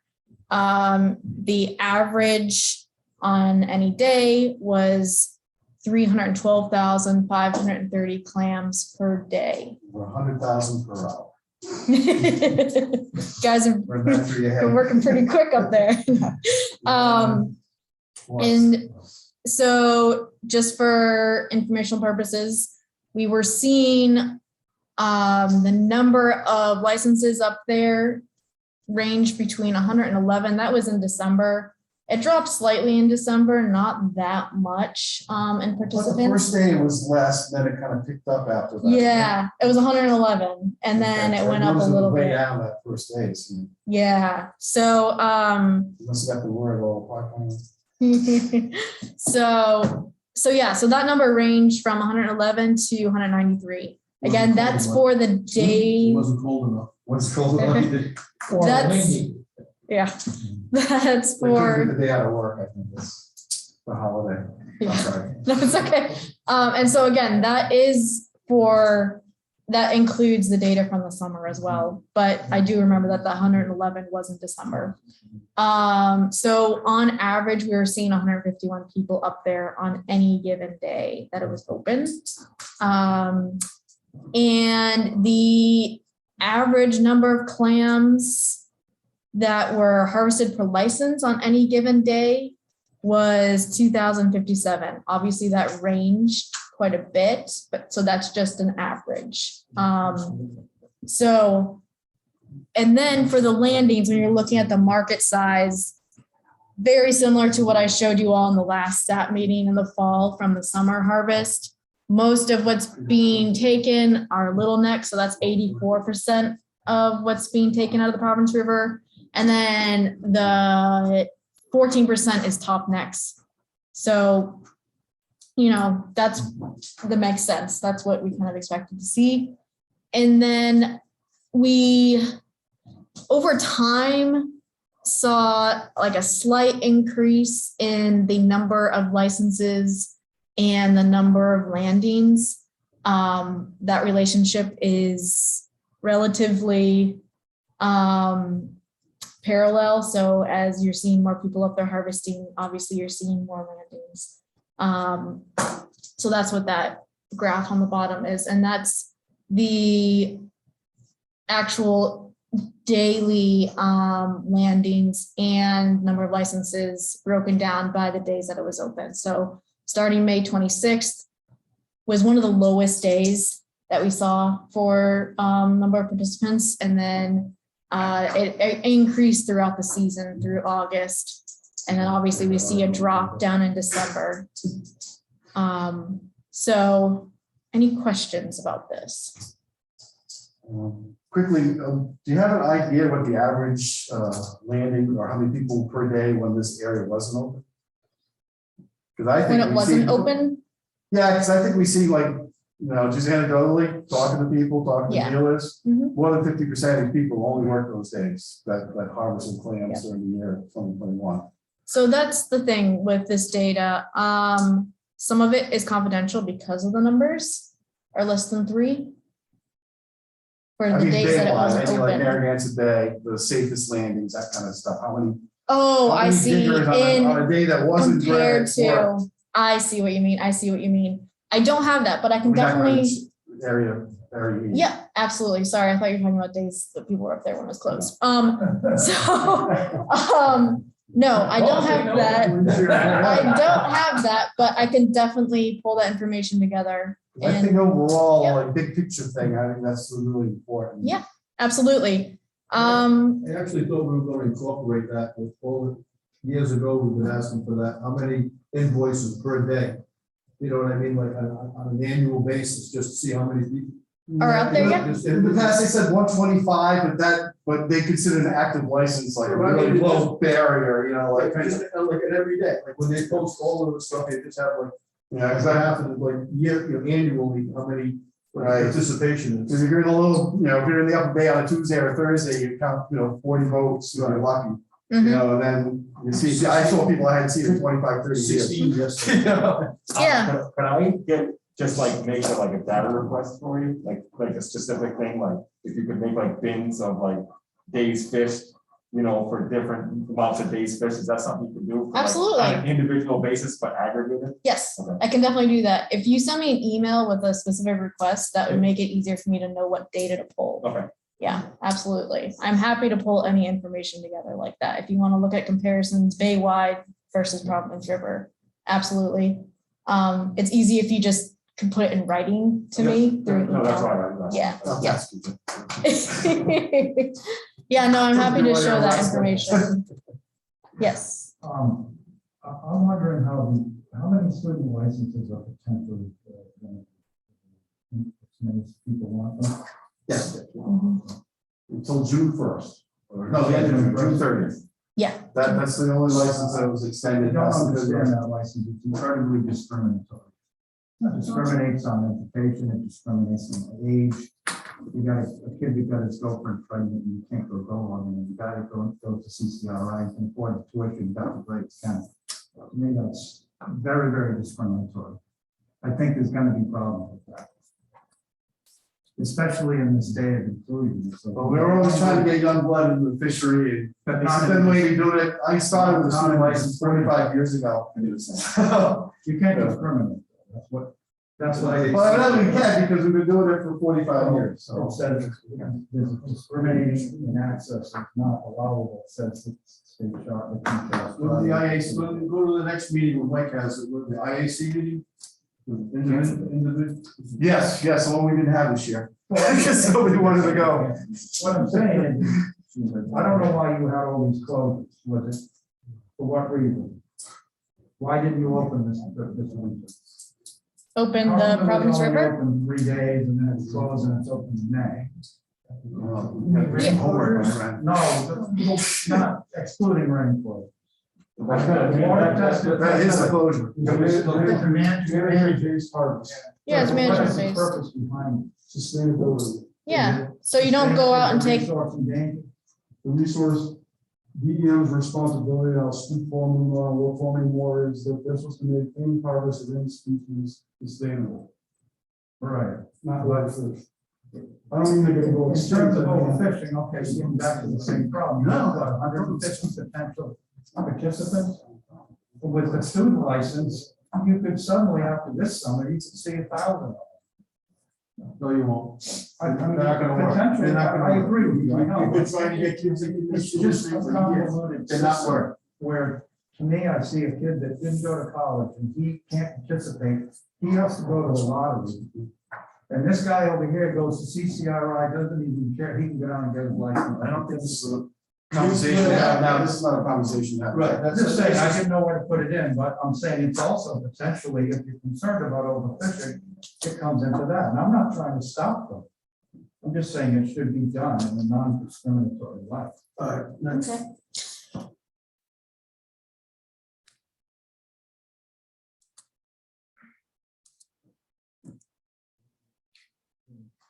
All right, so this slide is more of like a workshop slide, set up like a workshop would be. So first off, I just wanted to tell you an update on the Division of Marine Fisheries when it comes to figuring out our harvest schedule for Providence River this year. So on DMF side, we are working up the next MSY number based solely on the harvest from 2021 data and information that we now have that's really great for moving forward and determining those harvest schedules. So we have that MSY coming through, and then with that, we can plug it into the simulation to come up with different harvest scenarios. We're gonna have this information ready for everyone for a second follow-up SAP meeting that we're gonna have in the beginning of April. And at that SAP meeting, we're going to go through and present options for harvest schedules. And then we're gonna schedule another SAP meeting. So 3 instead of 2. Yeah, that way, I know it's a pain, it's Well, a you lot of still have the meetings, information but, You're telling us. right? yes, exactly. So that way, everyone has information, they have time to discuss, and then we can vote, yes. You said you're setting the data with last year's harvest schedule. With the harvest What are information. you from- using? Are you using the new dredge survey landings or? Yeah, we're incorporating all the new data into it, No, yep. you said you're gonna use like just the landings. You didn't say what else you were gonna use. I just wanted to. Oh, yeah, thank you. So we're incorporating all the new data into that. And so what I am looking for from all of you today is feedback on how it went last year. So did you like the bushel limit? Would you like it at a higher bushel limit or a lower bushel limit? Would you like longer or shorter openings? So would you want I longer, can't tell you shorter that till days? you tell us the top part. Well, actually, the more days, we want the days back that we lost in the rain and keep the same schedule, the same bushel limit. Okay. And here's the deal here, you can. Yeah, I would say stick to 3 days. I think we lost a lot of rain days, Mhm. and I think we got lucky because we had the 3 days and we were able to squeeze in that extra day. I think some people were saying that we want to push back to 2 days. And I just think if that happens, we're gonna get screwed, and it's gonna end up being where it closes and it rains midway through the week and then it closes again, and it's just gonna keep on closing. At least if there's 3 days, we can kind of squeeze in 1 day here, maybe 1 day there when it's really rainy. I feel like that's what happened when it came to, is it June? What about using the structure you use in December, in terms of rain closures and stuff, where it's like if the rain closed early. Well, that's the problem, because I gotta know. Well, fine, just a thought. Yeah, I mean, I'm not, speaking on behalf of us, I feel like I think we did, it was 300,000, and I'm taking 300,000 per day. I was probably taking 150 of that. So I kind of need to know a heads up on when that's gonna happen, so I can't just, have a random day where it opens. and I have 1 day's notice. Good luck on that, Brandon. We had thunderstorms roll through on a Yeah, Sunday night. but at least I can plan, at least I can plan ahead, but I know it's gonna be a Monday, Wednesday, or a Friday, where I can't have it be there. Can I talk, still get a week's notice? Yeah. No, I know, and that's fine, but I want it to Actually, be the just next open day. to take one step back, I gotta say, and this is a real rarity, so I wanna say it, is December, the way we did December with the 3 days, the first available day, was one of the most successful programs we've done since Appadog opened Oh, yeah, it 9 was years perfect ago. for us. I love it. You know, very rarely does things happen the way you hope they do and want them to. But my big picture, and I'm as guilty as this, as I guess you guys, is how do we get the things so wrong? How is it we were talking 2 million for total, production, and then we hit that in 7 days? In half the openings that summer, we had twice as much as what, and thankfully we didn't have the 2 million cap. Now, and speaking to Connie, he said, you're not gonna have the cap or request a cap like you did last year, you didn't get it, or you didn't get it. But you're gonna use that cap as the, what your new cap is, as Helping determine. determine the hours and the days and stuff like that. But Yeah. I mean, I was flabbergasted by the amount that guys were catching and it was just amazing. I don't know, how do we get it so wrong? It's a great problem. It's a great thing, but it was amazing. The like I mentioned earlier, the amount of count that was there, and just, Yeah. so, I mean. So really what I'm looking for is, because when we run this simulation for the number of days, we plug in different scenarios for like, okay, what would you like for a bushel limit on any given day? What would you like for the number of hours that it's open on a given day? And then we also have to incorporate how many individuals are going to be up there harvesting. So if you can give us, and I don't need this information now, like you can email me once you've had time to think about this, but if you give me scenarios that you would like to see, we can incorporate that with the data that we Well, have. just to follow that up, at 100,000 per hour, I think it's a pretty good number right now. It's gonna go down over time. You can probably figure that in with like 10% reduction of, whatever that is. But for us, it's gonna be how many hours are you gonna be there? So if you give us 60 hours, you could say that could be 20 days at 3 hours. Or, and we'd be able to figure out, because, to Brand's point, I mean, I agree with you, but it was such a screwed up summer. Brandon, I'm sorry. It was such a screwed up summer the way it rained. We had one day, I think, in July. Yeah. And July is the driest month of the year. That's the month I was. And then, August, we had a dry August. August, usually we get the hurricanes and closures. So it was just, And I feel like if we go to 2 days, I think we would end up even be worse. Because Well, I feel like we would lose. not saying what we're gonna do, because we don't know what we're gonna do, but like my thought is, how do we maximize the amount of time that we have up there? I agree, yeah.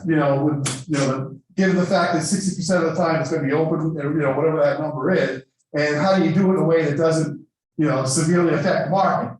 There's so many I would different. prefer every day. I mean. Right, I would but be there's fine with it. different entities out there, so we're just trying to, Yeah. find out how do we get there the most that they allow us. Oh, yeah. And in the most, So do we have, like, 2 million was last year, there was talks for 4 million, so So there's nothing. no, there's gonna be. We're gonna have an MSY. We're Okay. getting that number right now based on, because it takes a while for us when we get the safest landings data. It takes a while, like all the records aren't in right at the end of the year. So we finally got that data.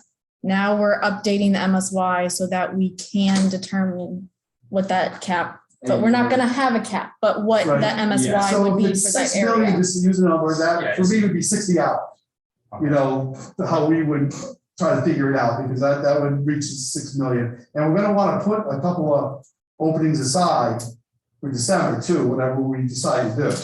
And we can talk about that later, but I thought that program really worked well for, Yeah. so we'll have to kind of figure that into the whole. It's definitely not gonna be 2 million. No. Okay. Well, I hope wanted to not. say, I discussed this with a multiple amount of diggers on the east side, Barrington, Bristol, Tiverton and stuff. A lot of guys would really like to have this open 1 day a week throughout the year.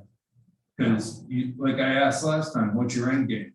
You know, it's a management area, but there's a lot of guys right now that are starving all over the bay trying to find little necks, and hey, I'm not getting them. So if you can get in there one day a week on a rain closure, you're looking at 25 days, it's gonna be closed half the time.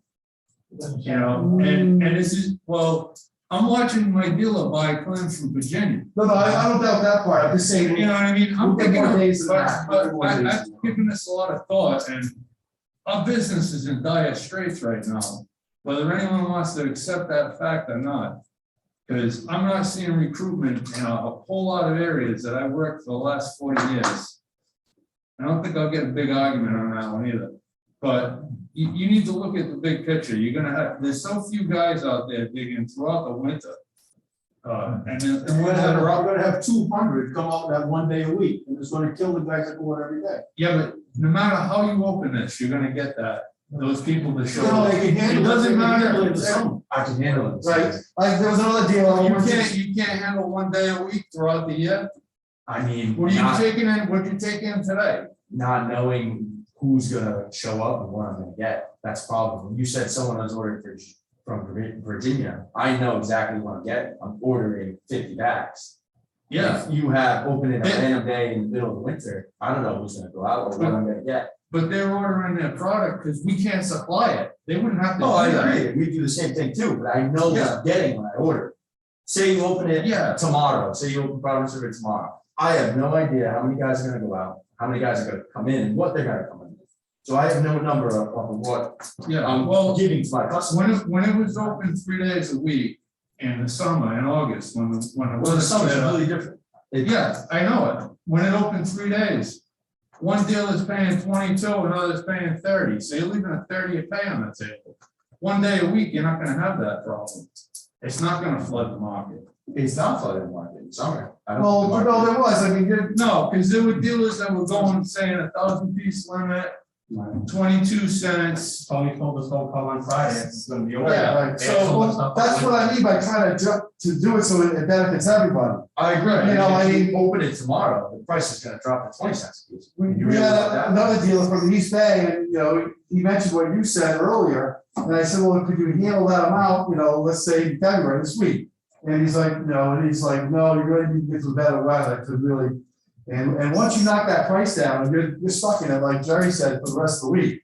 So of the 160 guys, the 40 that are left that are gonna be digging on the Tuesday and the Thursday or whatever. Did the price You know, go down? I didn't see it go down very much. No, I'm saying it would, and then it's the full timers that pay the rest of the week, who wanna go to work. Yeah, but So- don't forget, you're looking at a 1/2-inch rain closure. You lived it when when A section was a 1/2 inch. It was closed 50% of the, right, it was closed 50% of the time throughout the year. So you're gonna get your spurts where you're gonna get the stuff, you're gonna get all this. So Weather it that- changes though, I mean, this time, February, we had 4 inches of rain in February. But generally, the summer is when you get the dry stretches. I mean, we've had times where it didn't rain after, Yeah, but I remember 2 years ago, I think we did the transplant, it didn't rain after the 4th of July till mid-September, I think, or the end of September, because we had like 14 days for the transplant. Just made it. Right, we just made it too by like that afternoon. Well, I agree what you're saying, but we want to utilize the days that they give us, the hours, but we don't want to do it in a way where it screws the price or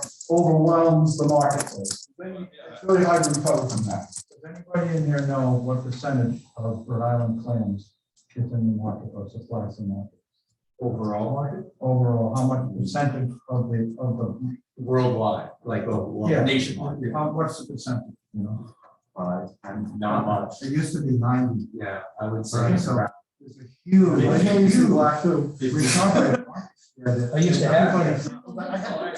The arrogance to tell you to supply. Yeah, that- 90% of all the clams Certain places. in the country. So we have thousands of acres out there that any extra days, guys, in the summer, is gonna have a much lower level of enforcement from us.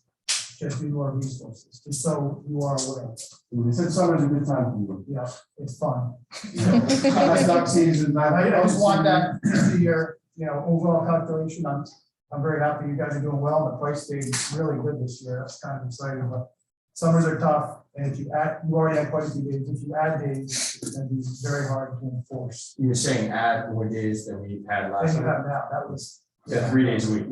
Yeah. Yeah, no, I mean, I don't see it going for that. So what I'd like to see is, thank you for the feedback so far. I know you want more time to talk amongst other people and come up with options and ideas. I would appreciate any information that you have that you can share with me. So please email me. I'm going to be emailing all the staff members tomorrow or Friday with a follow-up about today's meeting. Please reply to my email with any suggestions that you'd like to see us run through our simulator. So currently, the number of licenses per boat is 2. Yep. You have 2. Yep. It is. With 12 bushel limit, with 2 licenses, you can take each license to the full. 12 bushels on a boat with 2 licenses. I thought it was 1. Was it? I think.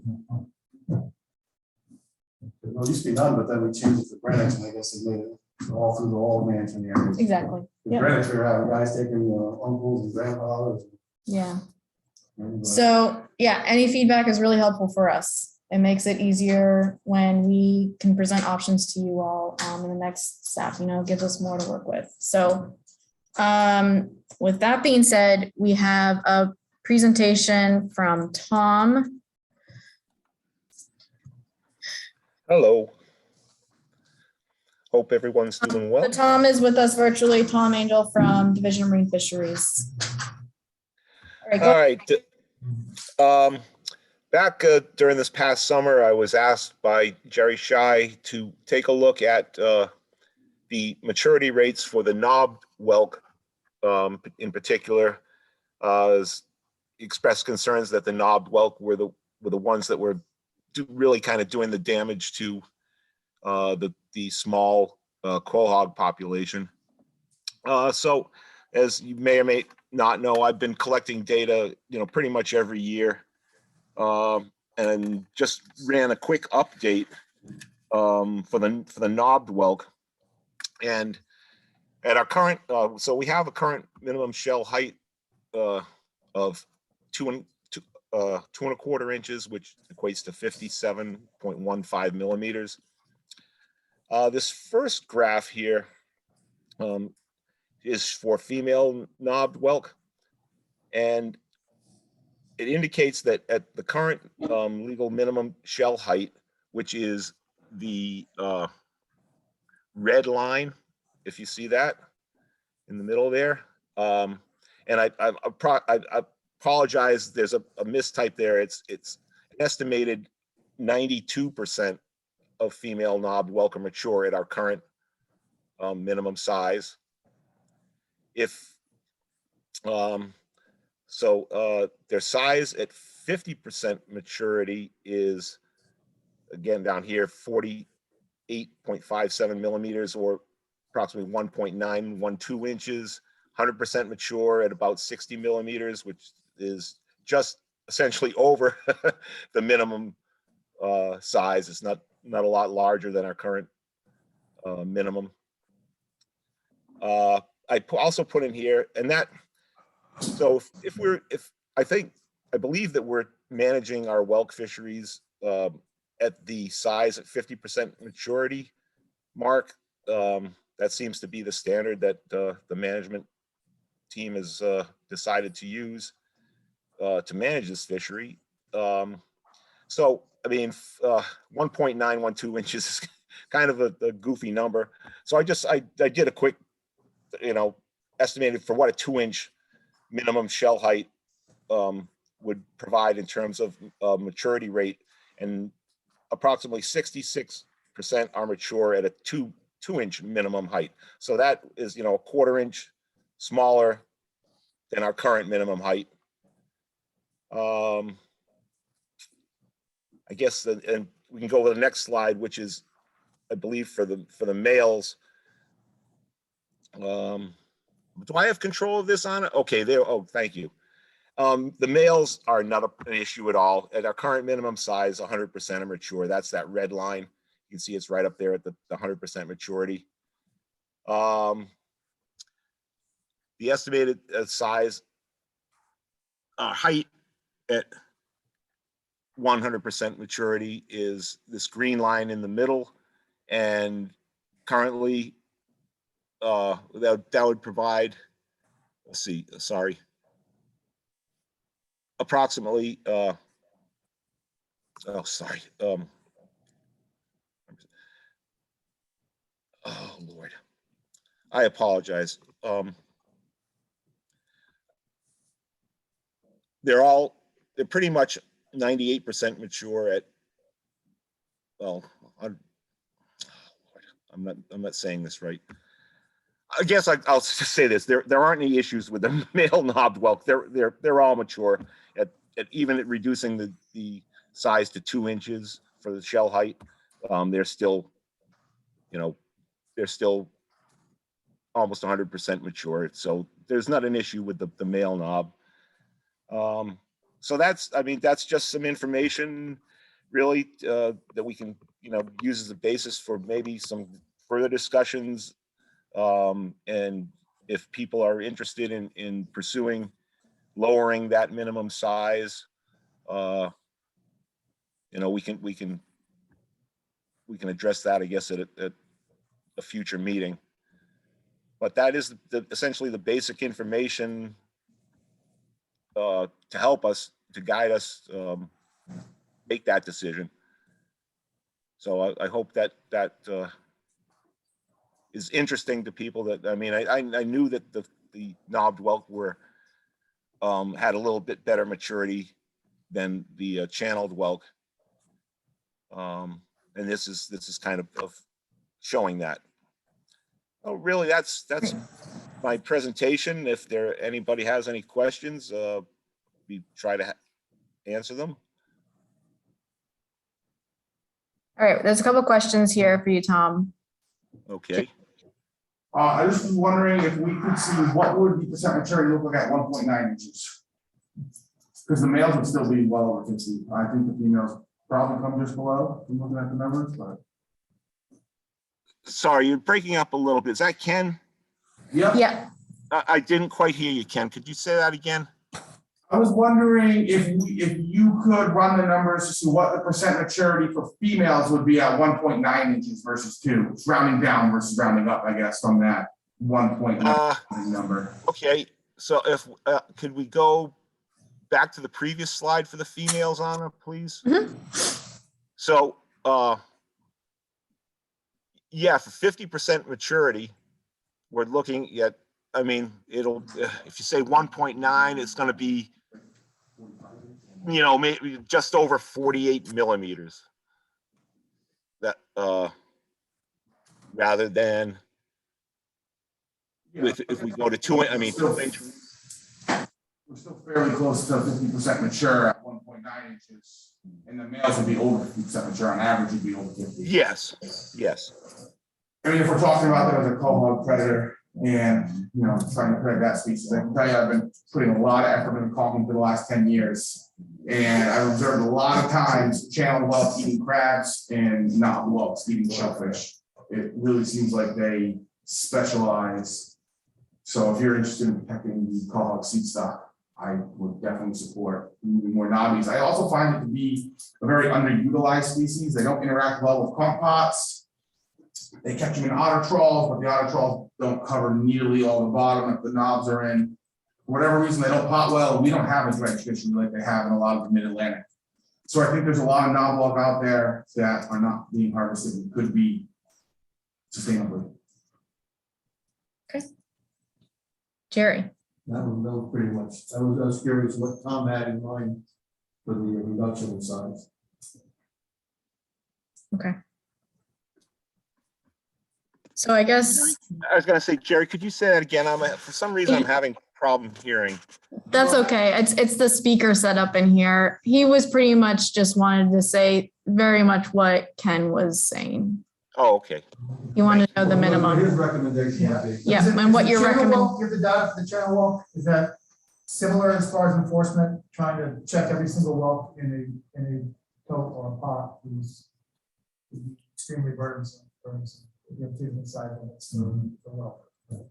But you have the data for a channel whelk, see if it kind of mirrors it and decides when it could continue being the same. Tom, this is Chris from Portland. Sorry, again. They're wondering if you have the same data for the channeled whelk. Oh, yes, absolutely. And I plan on putting that together as well. Tom, does it mirror it? Is it similar? Is it- rates of maturity? It's, the channeled whelk, the male channeled whelks are not, they're not a problem. It's the female channeled whelk that is the one that's kind of driving. Their size at 50% maturity is a bit, actually a bit larger. I want to say it's about 2.3 inches, just off the top of my head. So that, I mean, there's definitely, I have the information and we'll put it together and present it at a upcoming meeting. And then we can see it all together, and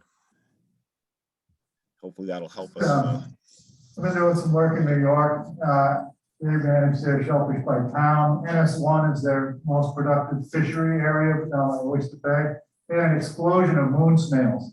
It took their quahog population down from 9 per square meter to less than 1. Oh my goodness.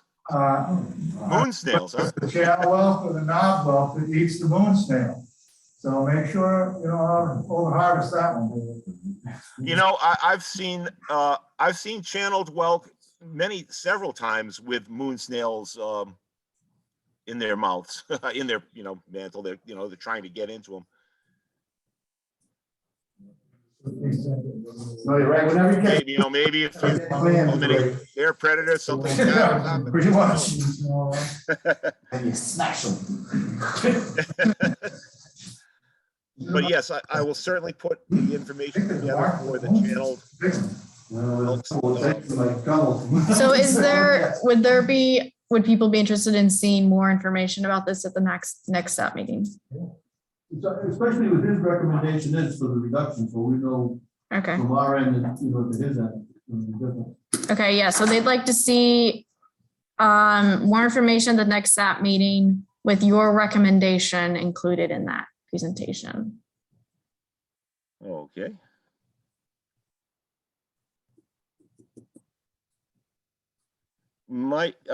This is probably something that we might have to run by internally with our Shellfish team. I'm assuming that would probably be wise. Yep. Yeah, we can definitely do that. We have 2 SAPs coming up again this spring, so there's 2 more opportunities in the near future for this. If Eric is still here, I saw him earlier. We might want to try to do that when it's sometime fairly soon. Okay. And I don't know if this is something that you wanted to try to push for this coming harvest season. I mean, it's coming up, but I mean, Yep. I don't know if the timeline, if there's enough time to get a regulation in place in time for the beginning of the season, but I would ask he could have a presentation ready for and with department's recommendations for the next SAT meeting, which is beginning of April. That way we have enough time so we can bring it to the early May. Yep. First Monday of May, yeah. So, yes, please. okay. Yeah. Sure. Ken. I have for the enforcement question. First of all, they're worth different amount of money. We keep them separated, and I've had the DM guys hop on my boat maybe 3 or 4 times this year. I'm down at the state pier in Newport pretty commonly around, and they use my gauge every time. So I'm gonna have separated conchs and 2 different gauges. So Ken, hold on. I'd like to see if we can keep it consistent, if that's a possibility. So I'm not saying don't lower the. No, I understand. The idea behind this proposal is that they mature at different sizes, and we currently use the larger one, which is the smooth whelk. So at that gauge, we have mature knob whelks that aren't being harvested that could be. So we are underachieving MSY in that fishery. So that is the, I guess, reason for asking for this. As well as there is the predator. I totally understand the, you guys don't want to have a backpack full of gauges. We already do what. I just No, I know, but like, if it's a possibility, that's all. Well, I think that's why it has been regulated like that for so long. It was, it was easier to keep it at one, but if it's not the most efficient way, I guess that's why this was brought up. Well, they reduce the smooth so they can make it nice and easy for you guys. Well, it may work out. This is just I'm just throwing this out there. No, I'm just saying, I hope they reduce the other ones to get rid of them all. All right, thank you, Tom. I just would add, sorry, go ahead, thank you. Okay, all right, thanks, Tom. All right, Oh, I'm sorry, I knew what it was.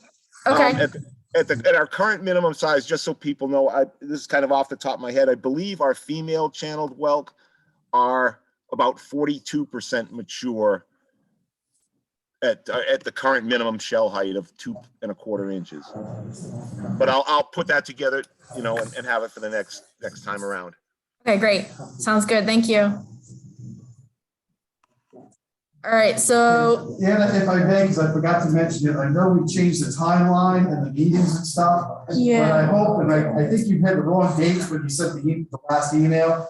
I think we need to have the Marine Fishery Council deal with the scheduling, like May 2nd, I think is that Monday. Yep. And that way, just like last year, we had to rush it, but yeah, get something, so if we decide to have an opening before Memorial Day weekend. Yep. Which I think we will. Yep, want, exactly. that the schedule still stays intact, that we can reach that, so.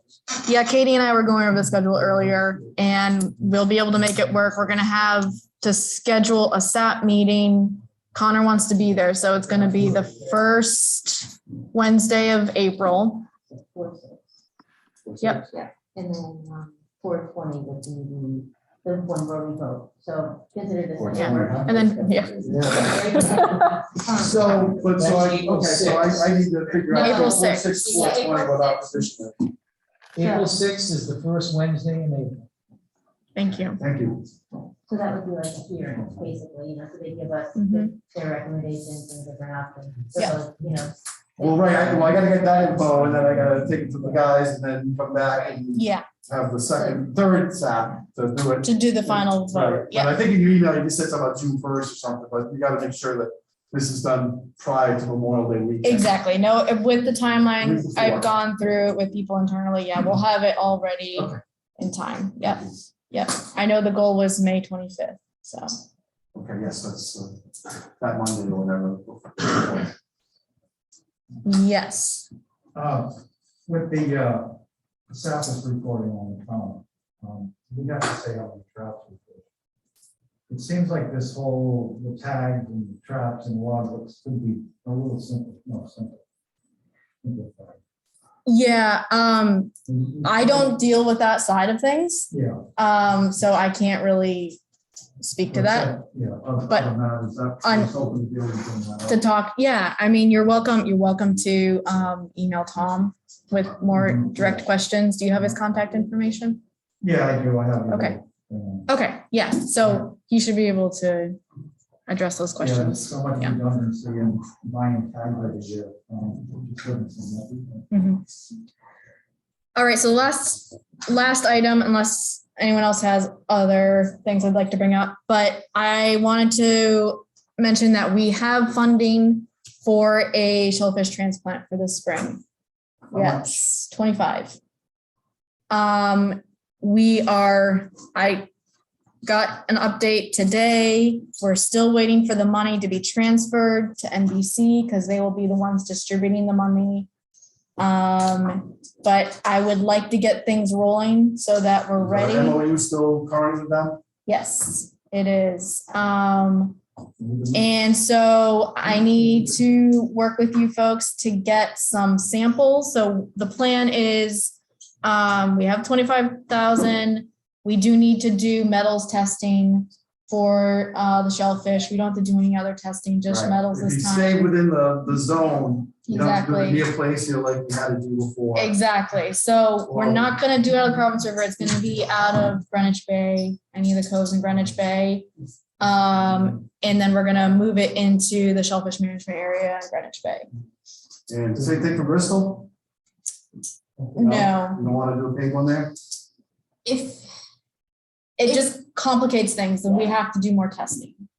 Or just a polluted one, right? Just, I mean, the heavy metal stuff. We have to do, I would have to check with the biosecurity board, but we might have to do further disease testing.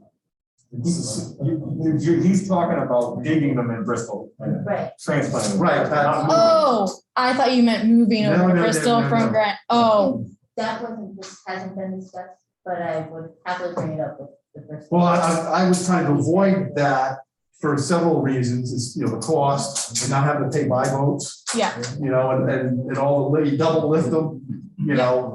And I'm not as good at that as I used to be. Yeah, and we were thinking we would just focus on Greenwich Bay this year. Okay, and I just thought maybe Bristol into Bristol, like you usually have a volunteer one, you do the same thing, do it first. So you can have as many people show up and catches, you know, we'll decide on a price or what, you know.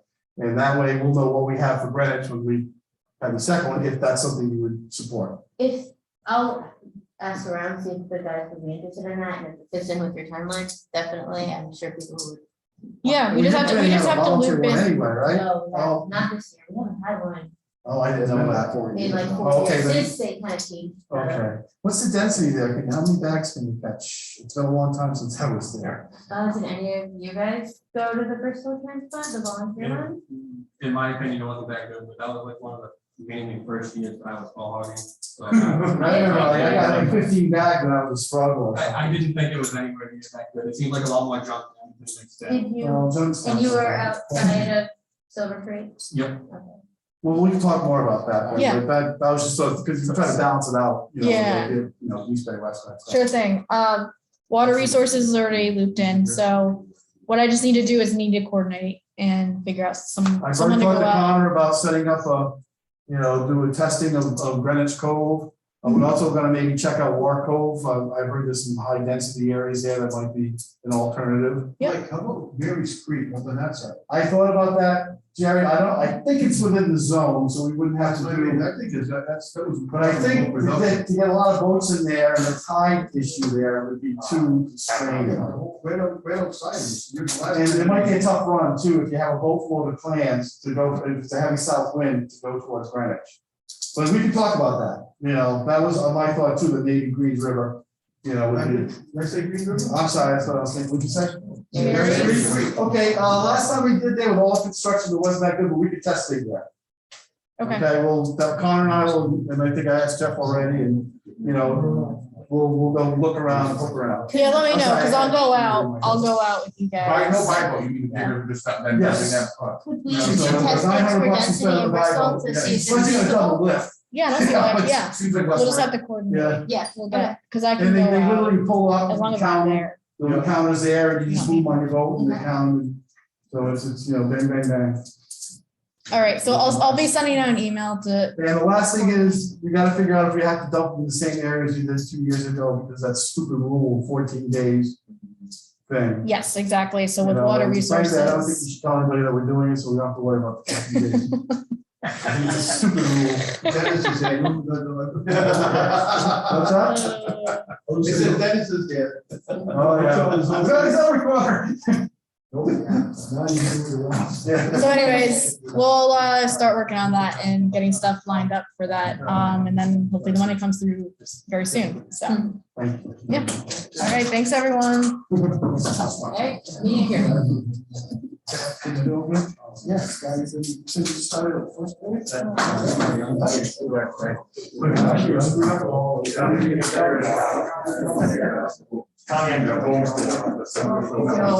Sorry, I have to like make sure I